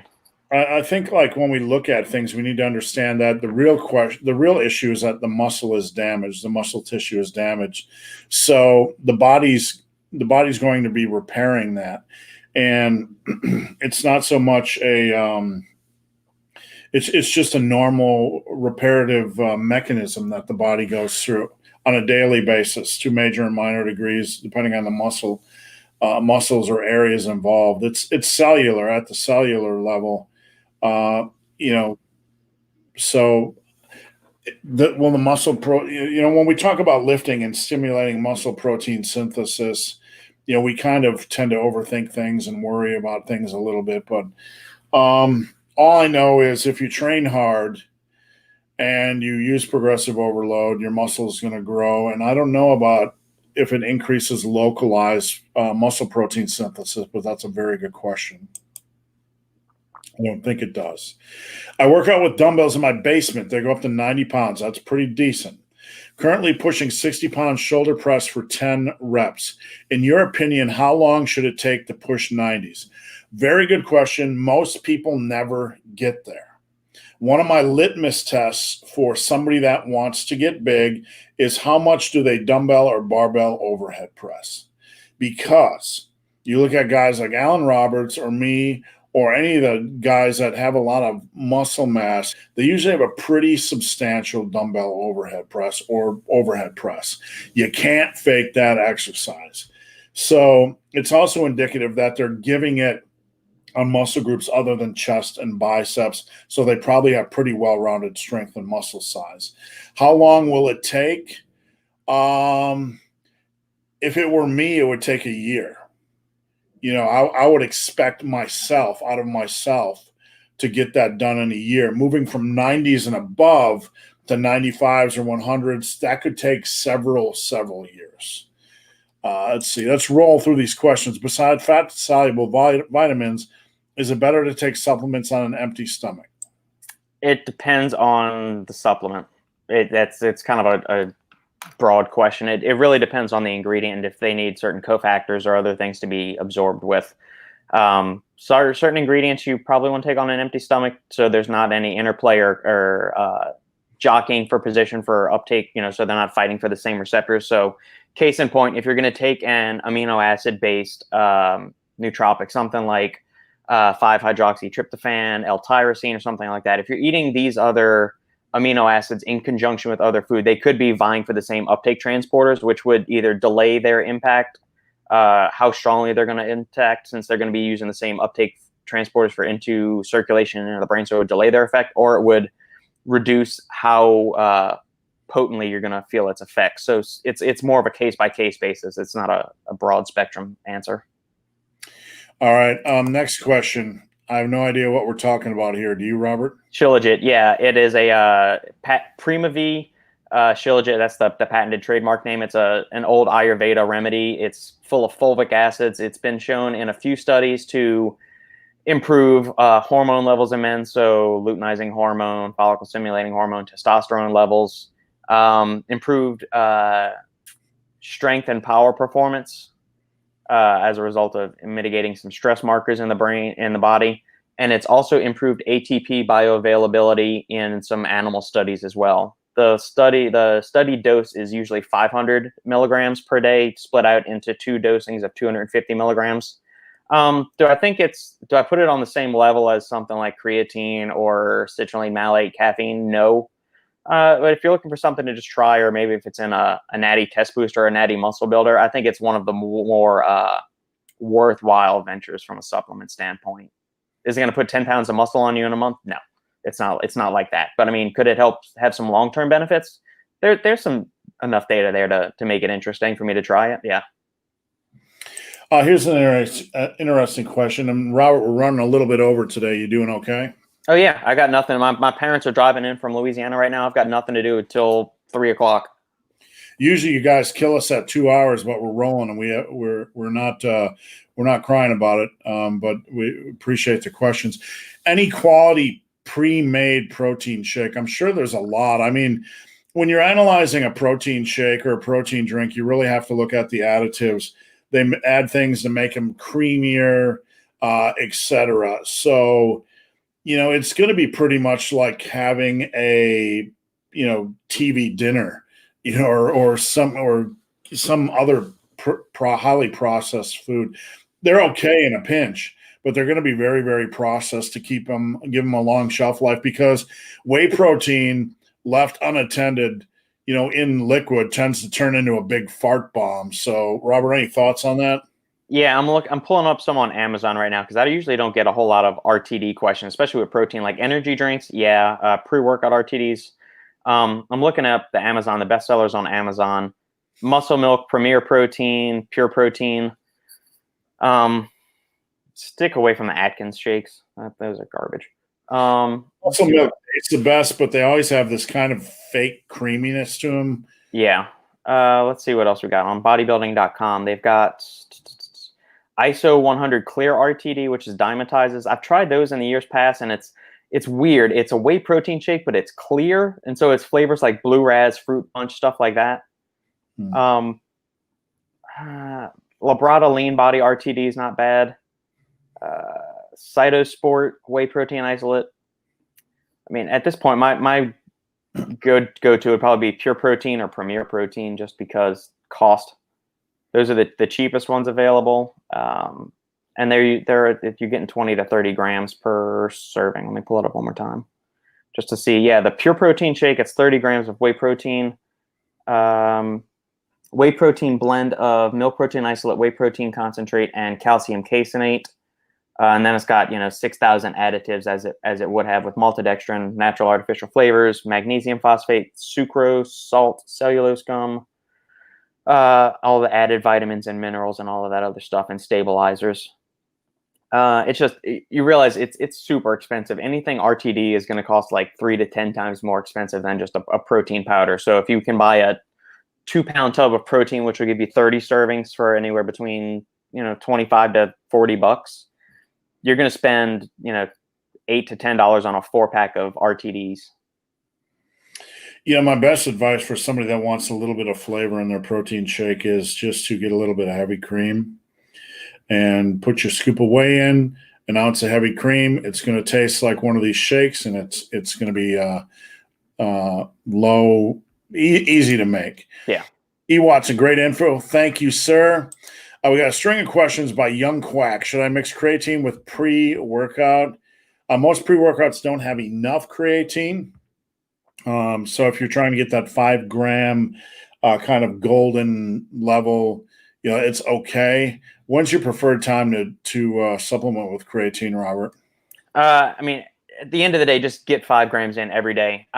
Typically, I take mine post-workout. If we're gonna get into the whole optimization game, you could make an argument that post-workout is the preferred time to take it, just due to the fact that the body is in a heightened state to absorb nutrients, and there's heightened insulin sensitivity. So if you're going to try to maximize the uptake with it, consume it immediately after post-workout, immediately after training in the post-workout period. That's when I usually take mine. So, but as long as you're getting it in at the end of the day, that's fine. So just, we got a few more questions. Somebody asked me once what this poster is behind me. Which side is it? This side? Mm-hmm. Where is it? There we go. Yeah. If you look right there, you can see my name. That's actually, I played out like 70, 80 shows in the last several years, and that's a poster where I played a show in Hamilton, Ontario, Canada. So that's what that is. Cool. Let's see, what do we got here? Why does my body not want me to deadlift 500? There could be a lot of reasons. The CNS is a very fickle thing when it comes to the deadlift, the central nervous system. So there's been times where I could deadlift 675, where I would go into a deadlift workout and I could not pull 600. So it's a very, very fickle lift. Don't deadlift above 90%. If you're having issues with it, I would alternate every other week between a floor deadlift and a block deadlift, or a floor deadlift and a sumo deadlift, or maybe even an RDL. I would try a few things. Athlete X is a fraud. I just want to say I don't like statements like this, because there's a lot of true frauds out there in the industry. People that are just trying to get your money, like the Tony Stark of the fitness industry, or whatever that douche cake's name is. There's people that just are hit and run artists that just want easy money. Athlete X has a blind spot, but so does Scott Herman, and so does Greg Doucette, and so does Ryan Humiston. And you know what? So does Steve Shaw, and so does Robert Chinetsky. And one day, if you do video long enough, your blind spot's going to hit you over the head, and you're going to make a mistake. I hope I never make a mistake so grand as to pretend I know how to teach the deadlift, and then I have awful form. But I've seen Mark Lobliner do it. He has a video on sumo deadlifts. He doesn't know what the fuck he's talking about. All of us make mistakes. I'm not condoning what he did, but to equate that to being a fraud, I think what it is you have a man that does not understand a lift as much as he thought, and he needs to have something like this to occur so he can kind of be reminded that he needs to stay in his lane. So I don't know. Life is much more complicated than just to generically label people. If you condone Athlete X, you're part of the problem. Be careful with that philosophy, because at the end of the day, that mirror reflects back on you. So you need to be 100% squeaky clean in that life if you're going to start tossing around stuff like that, because the dude did a bad deadlift. That doesn't mean everything he teaches is awful. Did he use fake weights at some point in time? Possibly. I don't deny that. Why did he do that? I don't know. I'm not a psychologist. Do I find it repulsive? Absolutely.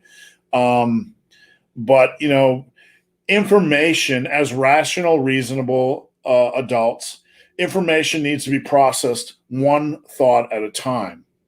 There are a lot of bad people, or a lot of people that have made mistakes that can have good philosophies, or written good books. So we need to process things in life one stream at a time, and not make blanket statements.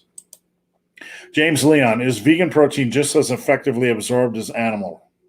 If you look at the way they've done the amino acid uptake scores, you'll see that compared head-to-head, vegan protein is not absorbed as effectively as animal protein. That's why animal protein has a higher bioavailability. Part of this is due to the fact that plant proteins have various anti-nutrients and cofactors and other things that impair or reduce their bioavailability, Now, is this saying that you can't build muscle eating vegan protein? No, that's not what I'm saying. I'm just saying if we're looking purely at the data and we're comparing whey protein to wheat protein, like gluten, like you would find in bread, we're talking, two different ball games here. Whey protein is the most bioavailable protein source compared to even some studies, it's got even more bioavailability than even egg protein, which is considered by many like the perfect human protein. So if you look at that, bean protein isn't as bioavailable as, beef or chicken or pork or anything like, or broccoli, the protein that I hate those stupid fucking comparisons. They say, this is how much protein you get from steak. This is how much protein you get from broccoli. It's fucking retarded comparisons. Right. Sorry to get worked up on that, but no, vegan protein is not as effectively absorbed on a one-to-one basis. That's why they create all of these vegan protein blends to try to simulate and mimic the amino acid profile of whey protein. And they did a study back in November of 2019, and I've talked about this before on our lives, where they took whey protein isolate and then they concocted 4 different plant protein blends using pumpkin seed, hemp seed, pea protein as well. And they, homogenized and distilled all these things down, combined them to try to match the leucine content, the amino acid content, and the protein per scoop content.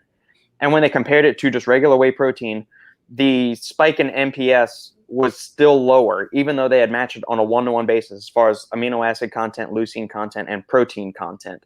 So if, is it still going to be effective for you? Yes. But is it as effective as animal protein as far as its absorbability and bioavailability? No.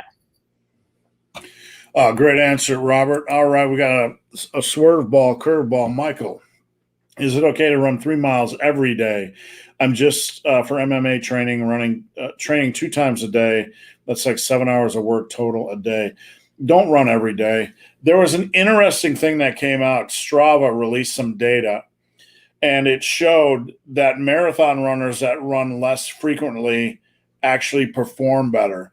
There's a cancer, even in running, that more is better. So it's made me rethink my training. Maybe I need to cut down from 5 days a week to 4 days a week. So running every day, it's good. Scientifically, it's not going to provide any benefit. But it's not a lot of running. If you enjoy doing it, I would just try to take 1 day off a week to relax. Robert, any thoughts? You're somebody that did more MMA training than me, so I know it can be pretty intense. I did wrestling. I know that was pretty intense. Yeah, we never did 2-a-days. I mean, our training sessions were usually anywhere between an hour and a half to 2 hours, and that contained a mix of, like I mentioned earlier, is like the calisthenic warm-ups was like the first 15 minutes of class. Then we'd move on to some punch and kick combinations. That was probably 30 minutes of that. And we did 15 to 20 minutes of bag work. We'd also do some katas or forms. We do some self-defense stuff. Every now and then we do some weapons, and we'd always usually wrap up with 15 to 30 minutes of sparring. Obviously we're not fighting for 15 30 minutes straight, but that was kind of like we blocked off that time to where we'd match up 2 people and match up another 2 people. We never did twice-a-days. With somebody that's logging that many hours of training a day, are you a professional MMA athlete? I mean, that's a fuck ton of work to be doing a day. I mean, is that your livelihood? Is that your lifestyle? That's a lot if you're doing 7 hours a day. If you were just somebody not doing MMA training like to that degree, I would probably just say 6 days a week, take the 7th day a week and, binge on Pornhub or something to recover. But that's just my stupid weekly joke, folks. But the fact that you got MMA training in the mix, you're at high risk of overuse of hurting yourself over time because you're going for so many hours a day. So just be really, really careful. Yeah. Just another data point. Thank you very much for the donation and cheers. Good luck. Appreciate that. I'm going to skip over the Athlete X comment. Will a novice lifter in his 70s gain muscle at the same rate as a young lifter? Generally not. There's too many things going against you. You have a whole life of injuries and wear and tear and generally subpar hormones and slower recovery rates. So you can still gain muscle, absolutely. But, you know, the honest truth is we don't have a huge data pool of people that get after it in their 70s. Most of the people I know in their 70s have been doing it their whole life. So the body's an amazing thing. I know of a woman that took up ultra running in her 70s, and everybody probably said, Grandma, keep your butt on the couch, right? And Grandma said, excuse my honesty, fuck that shit. I'm going to go run. My time is running out. So I don't know, man, but go find out. Listen to your body, and if you need help, let me know. Yep. What's your favorite music to lift and run to? Robert, what's your favorite music to lift to? Oh, it depends on the day. More often than not, it's classic rock, so stuff from the 70s and 80s. Every now and then it'll get weird, and I'll just throw on something like Earth, Wind, and Fire, or some of those kind of, like the Earth, Wind, and Fire and Chicago stuff. More often than not, it's classic rock. Rocky IV soundtrack always is a winner too. Yeah, lift to. I'm YOB, a band called YOB, Slayer. Those are my go-tos. Sometimes Exodus. Running, I'm a nature man. It's just total communal. It's just me and nature. I really get peeved at people that run. People will go out on hikes and they'll blast their music out of their phones, and I want to nut punch them, seriously. So nothing while I'm running. Thank you, Philo. This gentleman is 17. We don't get into the business of talking to minors about creatine use or anything else. So it's something to discuss with your parents and your family physician. Tony with Why Not was going to ask about the poster. I'm not sure if I can even adjust it here, but there is an artist, a major independent artist called Jason Molina. And this was from we did a tribute. I was asked to play for a tribute to him. There's a book on his life. You see Aaron Osman up there. It's called Riding with the Ghost. There was a book written about his life. And this was a tribute show that I was asked to play with a bunch of other artists in Hamilton, Ontario, Canada. So it was a big, big honor. All right. Cool. Is there any issue with anti-cortisol supplements post-workout in the same way as anti-inflammatories? No, I would think that you would want to get cortisol down as quickly as you could after training, just because it's a catabolic hormone. Plus, when you eat carbohydrates, that's going to raise insulin. Assuming you're eating whey protein and or some kind of mixed meal that's going to include carbohydrates, that's going to prompt insulin levels to rise. And so insulin is going to, it works opposite to cortisol. So when insulin goes high, cortisol is going to go low. So yeah, and if you read enough Christian Thibodeau stuff from over at T Nation, you'll see that he believes cortisol is the devil.